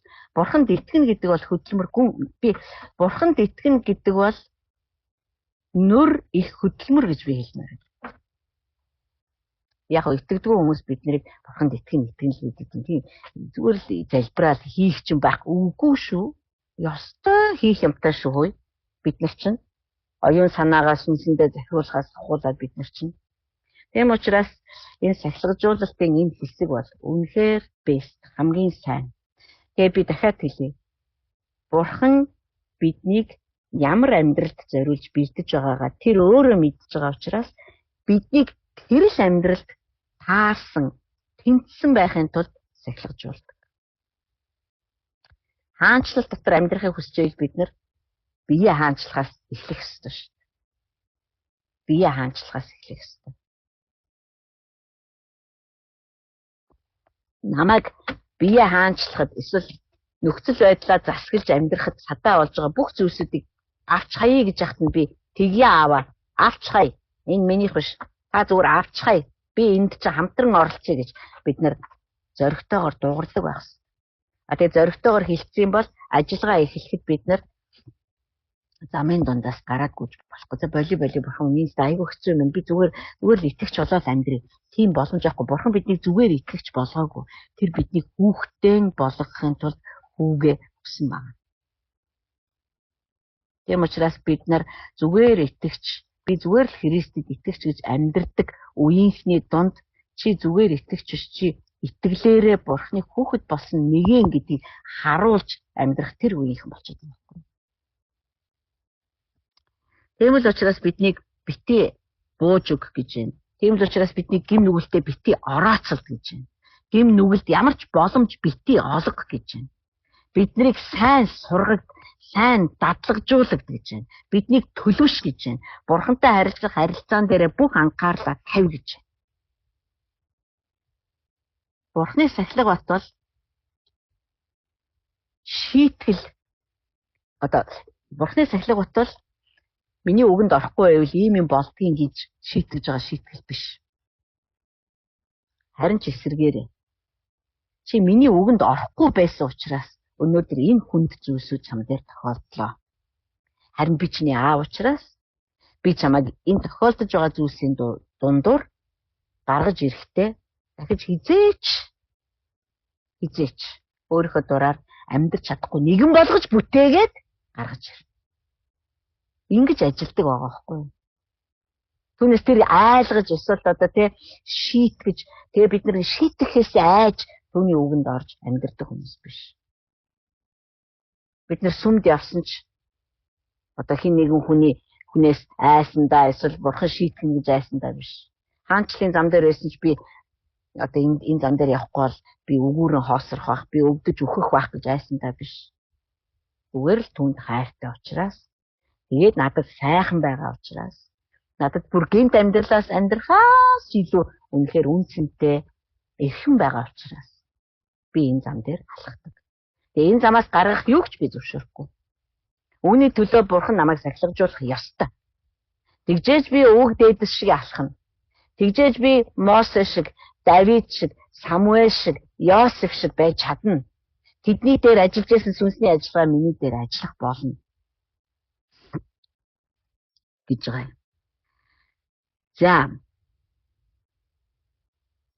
Тэгээд цааш нь хэлэхдээ би бинийгээ сайнаар хайрлаа гэсэн байна. Монгол хэлийг уншиж байна.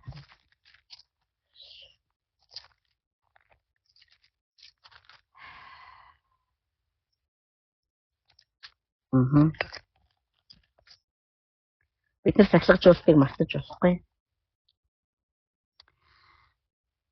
За бүх хүнтэй эвтэй байхыг болон ариусгыг мушгөхтөө үүнгүүгээр хинч хизээч эзнийг үзэхгүй юм.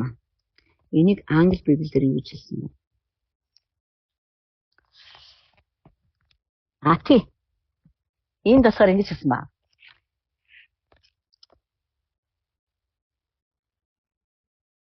Би биентэйгээ хамт.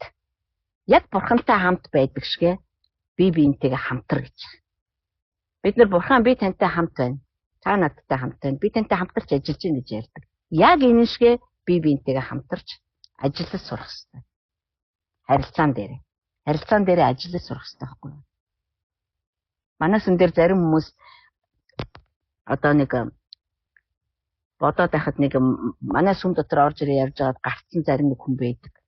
Тэднийг ажиглаад эдгээр яагаад яригж байгаа үгийн хүчрхгийг мэдчихээн, ариун сүнс ажиллаж байгааг мэдэж яагаад бид нар ингэж явчаад байд юм бэ гэхэд ихэнх нь нэг зан чанар байдаг. Хэрэг та нар ажилласан юм бол тэр нь юу вэ гэхээр ерөөсө хүмүүстэй нийцхийг хүсдэг. Маш зожиг, ганцаардмал тэр амьдралаараа амьдраа сурсан, тэр амьдралынхаа дадал зурсан эвдхийг хүсдэг. Хинч над руу ойртох хэрэггүй, би ч хүмүүсийг ойртох хэрэггүй. Надаас хол бай. Гэтэ би бол бурхантай хамт байгаа. Миний юу ярьж байгааг ойлгож байгаа тий та нар. Тэгэхээр бидэрт нэг маш том хариуцлага байгаа. Тэр юу вэ гэхээр бид нар юу ч болж исэн би бинийгээ хүлээн зөвшөөрөөд би бинийгээ хайрлаад гар гараасаа хөтөлцөөд энэ замаар алхах хэрэгтэй. Харилцаагаа барьж байгуулад явах хэрэгтэй. Бидний хооронд юу ч болж исэн уучлаад. Бидний хүн нэг бүр өөрштэй. Надад таалагддгүй зан чанар хин нэгэнд байгаа. Хин нэгэнд таалагдахгүй зан чанар надад байгаа. Тэгэхээр энэ замыг орхидог хүмүүсийг харж байхад одоо би зүгээр өөртөө одоо ялангуяа манай сүмд ирж байгаад явсан олон биш те 5 уранд ч гарын 5 уранд ч орчихгүй цөөхөн. Харж байхад дандаа хүмүүстэй нийлэх, харьцах айгуу дургу. Тэгээ бүр ингээ ганцаараа л ингээ бурхантай ойлгохнаа байгаа сурсан гэдэг өөрийгөө ингээ хуураад амьдраас сурсан. Тийм хүмүүс байдаг. Гэтэл Еврей номын 12 дугаар бүлгийн 14 бидэнд юу гэж хэлсэн? Хоорондоо ив найртай бай. Яг бурхантай ив найртай байдаг шигэ. Бурхантай хамт байдаг шигэ. Би биентэйгээ тийм байгаа ч гэж байна. Тэгэхээр бурхантай хамт байдгийн гадаад илрэл юу вэ гэхээр бидний бие биентэйгээ хамт байдаг тэр харилцаа. Бие биентэйгээ нэгдэж чаддаг тэр нэгдэл. Бурхан надтай хамт байдгийн баталгаа нь юу вэ? Би бусадтай хэрхэн харьцаж, бусдыг хэрхэн хүндэлж, бусдыг яаж уучлж байна. Тэрүүгээр маань намайг хүн бурхантай хамт байна уугүй юу гэдгийг маань тодорхойлж өгдөг. Ийм учраас би одоо хүмүүс хурж ирээгүй чи яагаад ингэж сүмдээ явахаа болж байгаа вэ? Би гэтээ та санаа зовлтгээ би бурхантайгаа хамт байгаа шүү. Би бол одоо итгэхэ болсон шүү дээ. Хүн бурхантай хамт байснаа ганцаархан амьтанд байж болохгүй байхгүй манайхаа. Бурхантай хамт амьдрах тусмаа хүн бусад руу тэмүүлнэ. Бусдыг бүр үнэхээр уучлан, тэрвэрн хүнийг өөрөөсөө холдуулах ямар аймаар юм бэ гэдэг тэр аймарыг өөрөө туулсан хүн учраас. Тэгээ бурхны хайрладаг хүмүүсийг тэр хайрлна. Хичнээн дургу үржсэн ч би энэ дотор энэ хүмүүсийн нэгдэл дотор би өөрийнхөө байх ёстой байршлаа олох ёстой гэдгээ тэр хүн бүр мэднэ. Би тэгээ саяхан зургнуудаа үзчихсэн анх 11 оны 11 сарын 11-нд бид нэр хотын сум төрж дөнгөж мэдлээд бид нар нэг 24 тавуулаа Филипп пастортай хамт хоолнд орж ирсэн. Одоо яг Төв номын сангийн эсрэг талын нэг пабд та нар санаж байна уу? VIP өрөөнд бид нар өөрөө захиалж байгаа хоолнд орж ирсэн. Тэгээ би тэр зургийг хардаг. Тэр зурган дээр байгаа ихэнх хүмүүс өнөөдөр энд байж байгаа. Харин ч маш олон хүн нэмж ирсэн. Тэгээ би баярлдаг байхгүй. Тэгэхээр энэ бол зөвлөмж биш. Бурхан санал тавиагүй. Харин бидэнд хэлж байна. Бурхантай хамт байдаг шигэ бусдтай нэгдэж сур. Бурхантай хамт ажилладаг шигэ бусдтай ч мөн хамтарч ажиллагаагаа харилцаагаа барьж байгуулж сур. Бити ганцаараа яваад бай. Энэ зам чинь ганцаараа явдаг хүний зам огтоосоо биш. Энд чинь олуулан алхдаг зам. Одоо бид нар цаашаа харах юм бол бүр тодорхой гарч ирнэ. Энэ бас маш их зүйлийг бодогдуулах үг шүү. Хүн өөрийгөө эвдхийг хүсэхгүй байгаа байхгүй. Тэгээ би ингээл ганцаараа байгаа сурсан хүн. Би олон хүнтэй байж чад. Би хүмүүстэй харилцаж чаддаггүй. Үгүй. Бидний энэ ч чаддаг байгаагүй. Бид нар бүгд сурсан. Одоо ч мөн бид нар суралцаар л байна. Тийм биз дээ. Тэгээд ариун байдлыг мушгохтон үүнгүүгээр хинч эзэн гүзгүй болоо харж байгаа юм. Хар дээр цагаан дээр хараар өчсөн биш. Би бурхантай хамт байдаг гэчихэд хүмүүстэй байдаггүй хүн бол бурхныг харахгүй гэж штэ. Хинч бурхны нэгүүлсээс салахгүй тулд болон ямар ч гашуун үндэс урган хор учруулан түүгээр олон хүн бузарлагдахгүй тулд сэрэмжлээ гэж. Гомдож болохгүй гэж шин чиж одоо. Хаан нэгүүлсэл бэлхэн ажиллах вэ гэхээр уучлал дотор. Уучлал дотор. Бид нар нэгэнт бусдыг уучлахын амтыг мэдээд эхлэх юм бол бид нар тасралтгүй уучлах чадна. Уучлана гэдэг чинь нэгүүлсээр хийгдэг ажил. Миний чадлаар биш шүү манайхаа. Би бүр танд хэлье. Би хизээч хүнийг уучлах чадвартай байгаагүй. Христэд итгээгүй бол би үхэн үхтлээ энэ гашуун ургамлыг ургуулад өөрийгөө болоод өрөөлийг хордуулаад үхэх байсан. Харин уучлал хаана тэнд уучлах нэгүүлсэн бясгаж байдаг. Та нэгийг уучлалаа, дараагийн хүнийг уучлахад нэгүүлсэн хангалттай болж эхэлдэг. Дараагийнхыг уучлалаа, дахиад нэгүүлсэл өгдлөө, та дараагийн хүнийг уучлахад хангалттай нэгүүлсээ хүлээж аваа. Энд чинь цэвэр нэгүүлсээр хийгддэг ажил байхгүй. За, Эсбөгөөс та нар яг Есав шиг болно. Есав ерөөлийг өвлөхийг хүссэн боловч тэр гологдсон гэж байгаа байхгүй. Тэгээд тэр маш их гимшиж уйлсан боловч бурхан түүнд хараа. Бурхан түүнд гимшилтч хувь өгөөгүй маа. Яа тэр гимшил өөрөө бас нэгүүлсээр ирдэг. Саяхан би ийм юм бодож байлаа. Гимшил биш үү? Би ингээ буруу зүйл хийсэндээ харамсдаг биш. Бурхны гимшил. Ром номон дээр юу гэсэн бэ гэхээр бид нар хизээ гимшдэг вэ гэхээр түүний надад хандаж байгаа сайн сайхныг хүртэх үрдээ би гимшдэг. Түүний сайн сайхан, түүний элбэг хангалуун ивэл ерөөл намайг гимшил рүү хөтөлтөө гэж Ром номдод бичсэн. Яагаад гэж би энийг хүртэх зохисгүй боловч та намайг зохистой болгосон байна гэдэг тэр нэг одоо Христийн одоо загалмайн ажлыг бүр өөрийн ирэхгүй хүлээж авж байгаа. Тийм учраас одоо бардамнах ёсгүй юм а би чинь. Энд надад өөрөөрөө гайхуулах юм юу ч байхгүй ч гэсэн бурхан намайг ингэж хайрлаж, ингэж уучлж, ингэж инэрч байдгийн байх шүү дээ гэдэг энэ одоо нэг тийм талархал одоо тий гимшил, хосолсон, холилдсон ийм зүйл ийм хандлага бидний дотор суулгагддаг юм байна л та.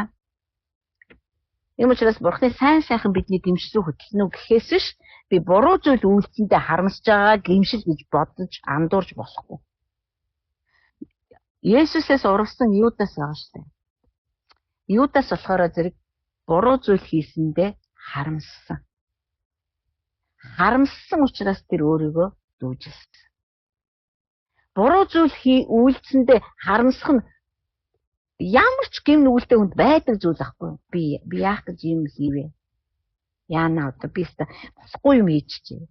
Тэгээ энийг бид нар гимшил, Бурханаас ирж байгаа гимшил гэж тэгээ бид нар тэгж Бурхан надад чи буруу юм хийсэн гэж хэлсэн. Би амар харамсаад гэж ярьдаг. Бид нар ялгаж салах хэрэгтэй болж байна л та.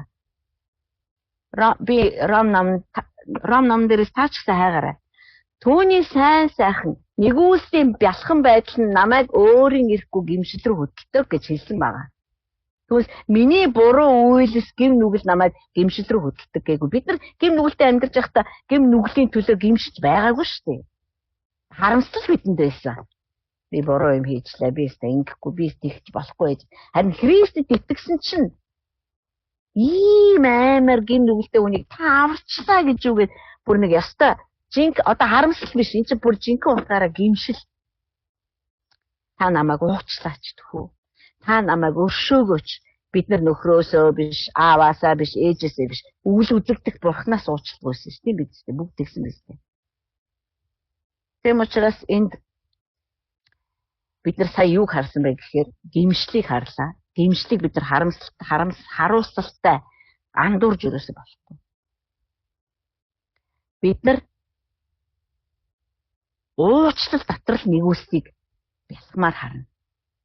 Бид нар Бурхантай хамт байдаг юм бол биднийг хамт байгаарай гэж өгсөн, биднийг энд амьдраарай гэж тавьсан тэр гэр бүл, тэр хамаатан садан, тэр сүнслэг ахан дүүс шинэл миний амьдрал дээр замдмын таарч байна. Паул бүр ингэж хэлсэн байгаа шүү дээ. Айл болох хамгийн сайнараа эв найртай байхыг хичээгээрэй гэж. За тэгээд болохгүй хүн гэж бас байна. Эв найртай байхыг хичээгээч болохгүй тийм хүн байна. Тэр хүн ч гэсэн надад тос болж байгаа байхгүй яа. Би хамаг чадлаараа хичээсэн байхгүй юу. Бүр хамаг чадлаараа хичээгээд би бүр хайрлаж болохгүй хүнийг хүртэл хайрлахыг сурлаа шүү дээ. Тэр хүн хүлээж авахгүй яваад өглөө. Тэгээ хин хожив. Би л ажиллаа шүү. Тийм биз дээ. Би сурлаа шүү дээ. Хайрлаж чад. Хизээж би хайрлна гэж бодоогүй тэр хүний хайрлаж сурлаа шүү. Уучлаа. Нус нулимсаа утгалдуулан барин байж уучлаа. Бурхны нэгүс надад дүүрэн байлаа. Тэгэхээр би энэнд сураад явах нь хүнээ сургаж байгаа, хүнээ дадлагжуулж, дасгалжуулж байгаа Бурхны туйлын одоо зүрхний ажил болохоос ш тэр хүн надад юу гэж хариулах юм, тэр миний би уучлаарай гэдээ уучлалгууд тэр миний нүүрлөө нулимх юм уу, яах юм, тэр мэр бол ерөөс нь надад хамаагүй би их хийх ёстой юм а хийгээд нэгүүлсээрээ би уучлаад нэгүүлсэл дотроо тэр хүнийг өршөөгөөд нэгүүлсэл дотроо тэр хүнээс уучлалт гуугаад тэгээд айл болохоор харилцаатай байхыг хичээх ёстой. Салаад явсан ч хаалгаа нээлттэйгээр байх ёстой. Яа тэр хүн хизээч эргэж ирж магадгүй учраас хаалга маань нээлттэй авсан. Бидний зүрх сэтгэлийн хаалга нээлттэй авсан. Бид нар тэгж бурхан би танд зүрх сэтгэлээ нээж байна гэж хэлдэг шүү дээ. Хэрэг би бурхан руу зүрх сэтгэлээ нээж байгаа бол хүний өмнө ч гэсэн тас хааж болохгүй. Мэдээж хүн миний зүрх рүү орж ирэл юу дуртайгаа хийж болно гэсэн үг биш. Миний зүрх сэтгэл би хэмжээ язгаараа мэддэг байх хэрэгтэй. Гэхдээ л хаалга тас хааж юусэн. Яа тэгэл хүн хизээч ойлгоод эсвэл мэдгүй эргэж ирэх боломж байгаа шүү дээ. Тийм учраас Яаков 20 жилийн дараа гэртээ ирэхдээ хамгийн түрүүнд та нар мэдж байгаа бол хамгийн түрүүнд ахтайгаа уулзсан. Ахтайгаа биш. Би бүр Яаковыг бодглоор бүр яа иймстэй ямар хэцүү байсан болоо. Хитэн өдөр нойргоо хонсон болоо гэж би боддог. Тэр чинь өөрөө буруу юм хийсэн аягүй сайн мэдж байгаа шүү. Бурханлаг бус арга замаар, суйврын арга замаар ахыхаа сул дорой байдлыг бүр ашиглаж ирээд тэгээд тэр ууган хүүгийн эрхийг авсан эцгийн өрөөлөгч одоо хулгайлж авсан. Эргээд тэр ахтайгаа уулзна гэдэг бол үнэхээр хуучин Яаковт бол байхгүй ир зэрэг. Харин шинчлэгдсэн 20 жил бурхнаар сургагдсан, 20 жил бурхнаар сахилгажуулагдсан, 20 жил өдөр болгон бурхантай хамт амьдрахад сурж ирсэн Яаковын хувьд бол 20 жилийн дараа энэ одоо санаанд нь багтсан гэх юм уу та. Яаков айжсэн гэхдээ Яаков зугатаагаад байхаас. Би уулзсан. Бат шийдсэн байсан учраас тэр ах руугаа зорж очоод ах руугаа бэлэг илгээгээд ёо үнэхээр уйрамштай та нар тэр түүхийг дахиад уншаарай. Аргадаад тэгээ ингэж хэлж байгаа ш. Таны царайг харна гэдэг бол надад бурхны нүрийг харж байгаа юм шиг санагдаж байна. Ямар өөр хүн бэ энэ?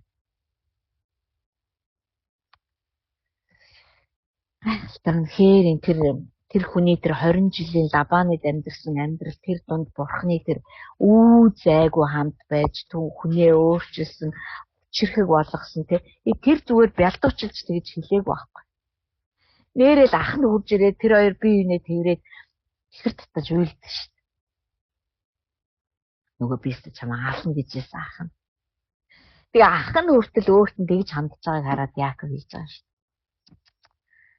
Таны нүрийг харахтаа би зүгээр бурхан над руу инээмсэглэж байгаа юм шиг санагдаж байна гэж. Үнэхээр гайхалтай. За. Одоо зөвхөн 12 дугаар бүлгийн төгсгөл хэсэг рүү оръё. Бидний цаг нэлээ явсан байна. 12 дугаар бүлгийн сүүлийн хэсэг бол Египтээс гарсан номын 19 дугаар бүлэгтэй яг адилхан байна. Египтээс гарсан номын 19-ийг харъя. Яс харж үзлээ. Та нар залхаагүй үстэй. Бахан дуурлаа. 19. Израилийн хүүгүүд Египт газраас гарснаас хойш 3 сарын дараа Синай цөлд ирсэн.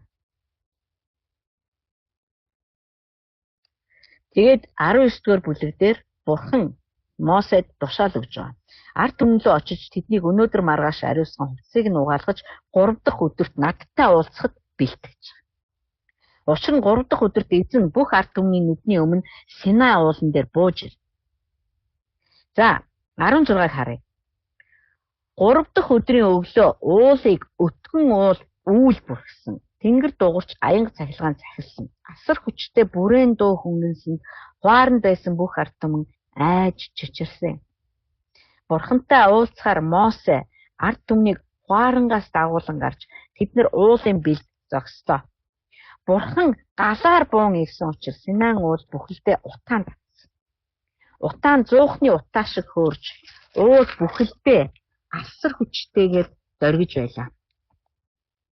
Дараа нь бүрээн дуу улам улмаар чангарахад Мосе ярьж Бурхан аянга мэт дуугаар түүнд хариулж байсан. Эзэн Синай уулан дээр уулын орой дээр залран буусан юм. Одоо тэгвэл 12 дугаар бүлэг рүүгээ буцаад ич. Энд ингэж байна. Исавын тухай яриад 16, 17 дээр 18 дээр гарч ирж байгаа. За энийг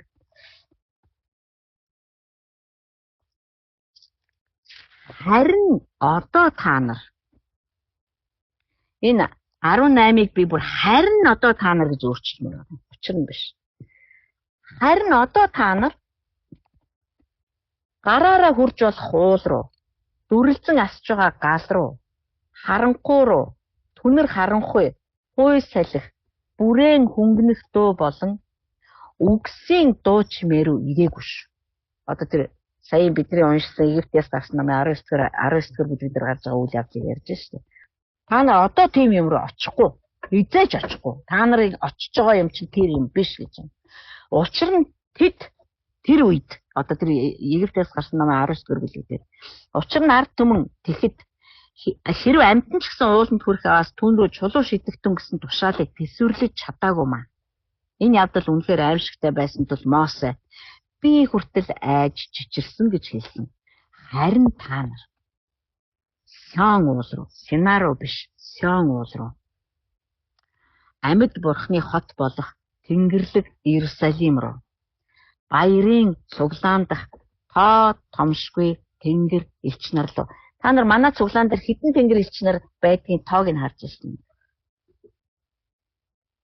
5 биш, 10 биш, 100 биш. Харин түг түмэн биш, тоо томшгүй тэнгэр элч. Бидний сүнсний нүд чих нэгдэд ирэхээр сонсох байхаа. Дүлий байгаа маань тэд нар байхгүй гэсэн үг биш. Тоо томшгүй баярын цуглаан дээр та нартай хамт байгаа тоо томшгүй тэнгэр элч нар руу. Тэнгэрт бүртгэгдсэн анх төрөсдийн чуулган руу. Та бид нар чинь амийн номонд бичигдсэн Тэнгэрийн харьяалалтай хүмүүс. Тэр чуулган руу бүгдийн шүүгч Бурхан болон төгс болгогдсон зөвхт хүмүүсийн сүнснүүд рүү ирсэн гэж. Төгс болгогдсон гэдэг нь бүрэн бүтэн болгогдсон гэсэн үг. Би бүрэн бүтэн болгогдсон. Цуглаан дээр очиход миний ахын дүүс тэд нар Христэд итгэх итгэлээр дамжуулаад Есүс Христийн загалмай ажиллаар бүрэн бүтэн болгогдсон. Би тийм хүмүүс рүү очдог бүтэн сая өдөр. Сүмдэр очиход. Гэхдээ тийм хүмүүс рүү очиж бид нар яаж одоо баярлаж сүнс ба үннээр Бурхныг магтахгүй байж чадах юм бэ? Тийм биз дээ. Тийм юм руу очиж бид нар яаж өөр юм дээр анхаарах юм? Дуу ямар байна? Хин гоё тоглож байна? Хин айгүй гоё хоолоогоор дуусгах. Үгүй шүү дээ. Бид нар юу энэ миний анзаарах бантай. Би Сяон уул руу ирээ. Би Сина руу ирээгүй байхгүй. Би Сяон уул руу ирж байна. Тэнд тоо томшгүй тэнгэр элч нар цугласан байж байна. Тэнд сүнс дотор бүрэн бүтэн болгогдсон хүмүүс байж байна. Тэнд одоо Тэнгэрийн гэрчлэгээтэй амийн номонд нэр нь бичигдсэн хүмүүс хамтдаа цуглаж байна. Бид нар ийм юм руу ирсэн болохоос биш. Египтээс дөнгөж гарч ирээ 3 дахь сар дээрээ Сина уулан дээр очиод Бурханаас айж чирээд боли Мосе чи яар бид нар чиний үгийг л сонсоё гэж зутааж байгаа тийм хүмүүс бишээ гэдэг байгаа байхгүй юу? Ойлгож байна тийм. Бас дээр нь шин гэрээний зууч Есүс Христ рүү бүр тэр байтугай Абелийнхаас илүү дээрийг ярьдаг түүний цус руу ирсэн юм а гэж байгаа байхгүй юу? Энэ одоо бидний сүм гэж нэрлээд байгаа, бидний цугларалт гэж нэрлээд байгаа, бидний хамтрал, бидний нэгдэл гэж хэлээд байгаа тэр хотын чинь дүр төрх. Нөгөө Авраамын харсан боловч очиж чадаагүй, харсан боловч орж амьдарч чадаагүй, өөрийнхөө амьд байгаа тийм. Чадаагүй тэр хот чинь одоо энд байж ш. Тийм учраас сүм Сион болох ёстой гэж бид нар ярьдаг. Сүм зүгээр сүмээрээ үлдэхгүй. Яг л сүм ирээдүйд хэрэггүй болно штэ. Тэнгэрт угаасаа сүм байхгүй. Харин сүм өөрөө Сион болох ёстой. Өөрөөр сүм өөрөө тэнгэр газрыг холбосон зам болох ёстой. Хурдны зам болох ёстой. Тэнд түг түмэн тэнгэр элч нар хүмүүстэй хамт нийлээд Бурхныг магтан хүндэлнэ гэдэг чинь тэнгэр газарт буугаад ирсэн байж тээ. Тийм ээ? Тэнгэрүүд чинь газарт буугаад ирсэн. Бурхан хүмүүсийнхаа магтаал донд синтигээ засаад магтаалаар нь одоо синтигээ засаад байж байгаа гэдэг чинь дээр байсан бурхан чинь доор ирсэн сууж.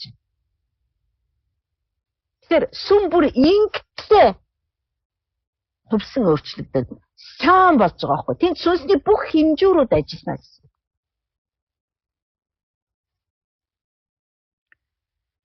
Есүс Христийн цус хүртэл тэнд ажиллаж байна. Ерөөс. Та нар тийм юм руу ирсэн гэдгээ битгий мартаарай. 25. Айлдагчийг хэрэгсэхгүй байхаас та нар сэрэмжлээрээ. Учир нь хэрв газар дээр тэдэнд сануулсан түүнийг тэд үл хэрэгсээд зугтчихаагүй бол тэгэх тусмаа Тэнгэрээс сануулагч түүнээс бид нүүр буруулан зугтаж чадна гэж юм. Тэгэхэд түүний дуу Есүс Христийг хэлээд байгаа шүү. Дэлхийг дөргиож ганхуулсан харин идүүгээ тэр би дахиж нэг удаа зөвхөн дэлхийг биш тэнгэрүүдийг ч сэгсрэх болно гэж амласан гэж байгаа ш. Дахиж нэг удаа гэдэг нь үл ганхуулагдах юмс нь үлдэхийн тулд бүтээгдсэн ганхуулагдах юмс нь зайлуулагдахыг хэлж байгаамаа. Тиймээс бид үл ганхах хаанчлыг хүлээн авсан тул талархлаа илэрхийлцгээе. Үүгээр хүндлэл айдас бүхий тааламж зүйлчлийг Бурханд өгөх юм. Яа гэвэл бидний Бурхан шатаах гал юм гэж. Яг өмнө нь бид нар Синан уул руу биш. Юр бусын баярын цуглаан руу ирсэн. За тэнд түг түмэн тэнгэр элч нар байх юм байна. Тэнд сон сүм бүр хот болтлоо. Хот дотор юу хэрэгтэй байдгийг бүх юм хэрэгтэй байдаг шүү дээ. Имлэг нь байж байгаа, шүүх засгал нь байж байгаа, засгийн газар нь байж байгаа, дэд бүтцэн, тоог цахилгаан бүх юм одоо хот газарт байдаг шиг сан хот дотор тэнгэрлэг сүнслэг бүхий л холбоос одоо юу гэдгийг бүх юм тэнд илээр ажиллаж байна гэж юм л та. Тэгэнгүүтээ яг энэ цугларалтаараа дамжуулаад ариун хүмүүсийн нэгдэл болох сүмээс бурхан сэгсрэх ажлаа хийх байхгүй юу? Би энийг яаж мэдээд байна гэхээр зөвхөн сэгсрэгдэж ганхуулагдашгүй хаанчлал нь үлдсэн байхын тулд сэгсрэнэ гэдэг чинь та хоёр хүртэл одоо сэгсрэгдэнэ гэсэн үг. Одоо бидний дотор байдаг холцтой, хэрэггүй, бурхнаас биш, хаанаас ч юм хаа нэгтээс хиннээс ч юм хин нэгнээс олоод авсан, суулгацсан, бидний дотор кодлогдсон одоо юу гэдэг. Тэр бүхэн сэгсрэгдэж, унаж, дампуурч бидний амьдралаас зайлуулагдана. Яг үндэ бол би зайлуулагдана гэж хэлмээргүй. Энэ аль хэзээ хийгдэж хэлсэн байна. Бурхан өөрийнхөө өргөөг тэгж шалгана. Тэгээд зорилгыг нэнд хэлж байна л да. Ямар учиртай, ямар зорилготой, яагаад байгаа юм? Бид нар яасан? Та яагаад ингэж байгаа юм? Хайр марч хаана? Бурхан хайргүй та биш. Харин ч хайртай та. Хаанчлал л бидний дотор үлдсэн байхын тулд бусад бүх зүйлийг тэр тарааж хайна гэж. Ажиллагааг болох. Тэгжээж түүний сүм чуулган цэвэршин. Жинхэнэ утгаараа сан болно. Жинхэнэ утгаараа аливаа холцоосоо зайлуулагдана. Тэгээ мэдээж хэрэг хамгийн эхлээд сүм орж ирж байгаа юм чинь хамгийн эхлээд та хэвээр орж ирж байгаа юм чинь араас нь бүх үндэстэн бидний амьдарч байгаа нийгэм ч гэсэн орж ирнэ. Тийм болохоор бид нар өнөөдөр Монголын нийгэмд болж байгаа энэ урд хожид үзэгдэж байгаагүй энэ одоо сэгсрэлт, энэ их чичиргэн, энэ их донслогоо аль хэзээний туулаад үзээд явж штеп. Өөр үндэстэндээс ч ялгаа авахгүй. Урд хожид хизээч болж байгаагүй. Жишээлбэл одоо Япон, Герман, Англи энэ улсуудын ерөнхий сайдууд хэдэн 10 жилээр ерөнхий сайд хийдэг байсан. Одоо зүгээр жилийн дотор хэд солигдож шээ. Манайх л тэгдэг байсан биз дээ өмнө. Гэтэл эсрэг болж эхэлж шээ. Монголд доктортой засгийн газар хэрэгтэй. Засгийн газар нь доктортой ажиллах хэрэгтэй. Хэн байхаас үл хамааран. Энэ бол бурхны засаглалын нэг хэлбэр.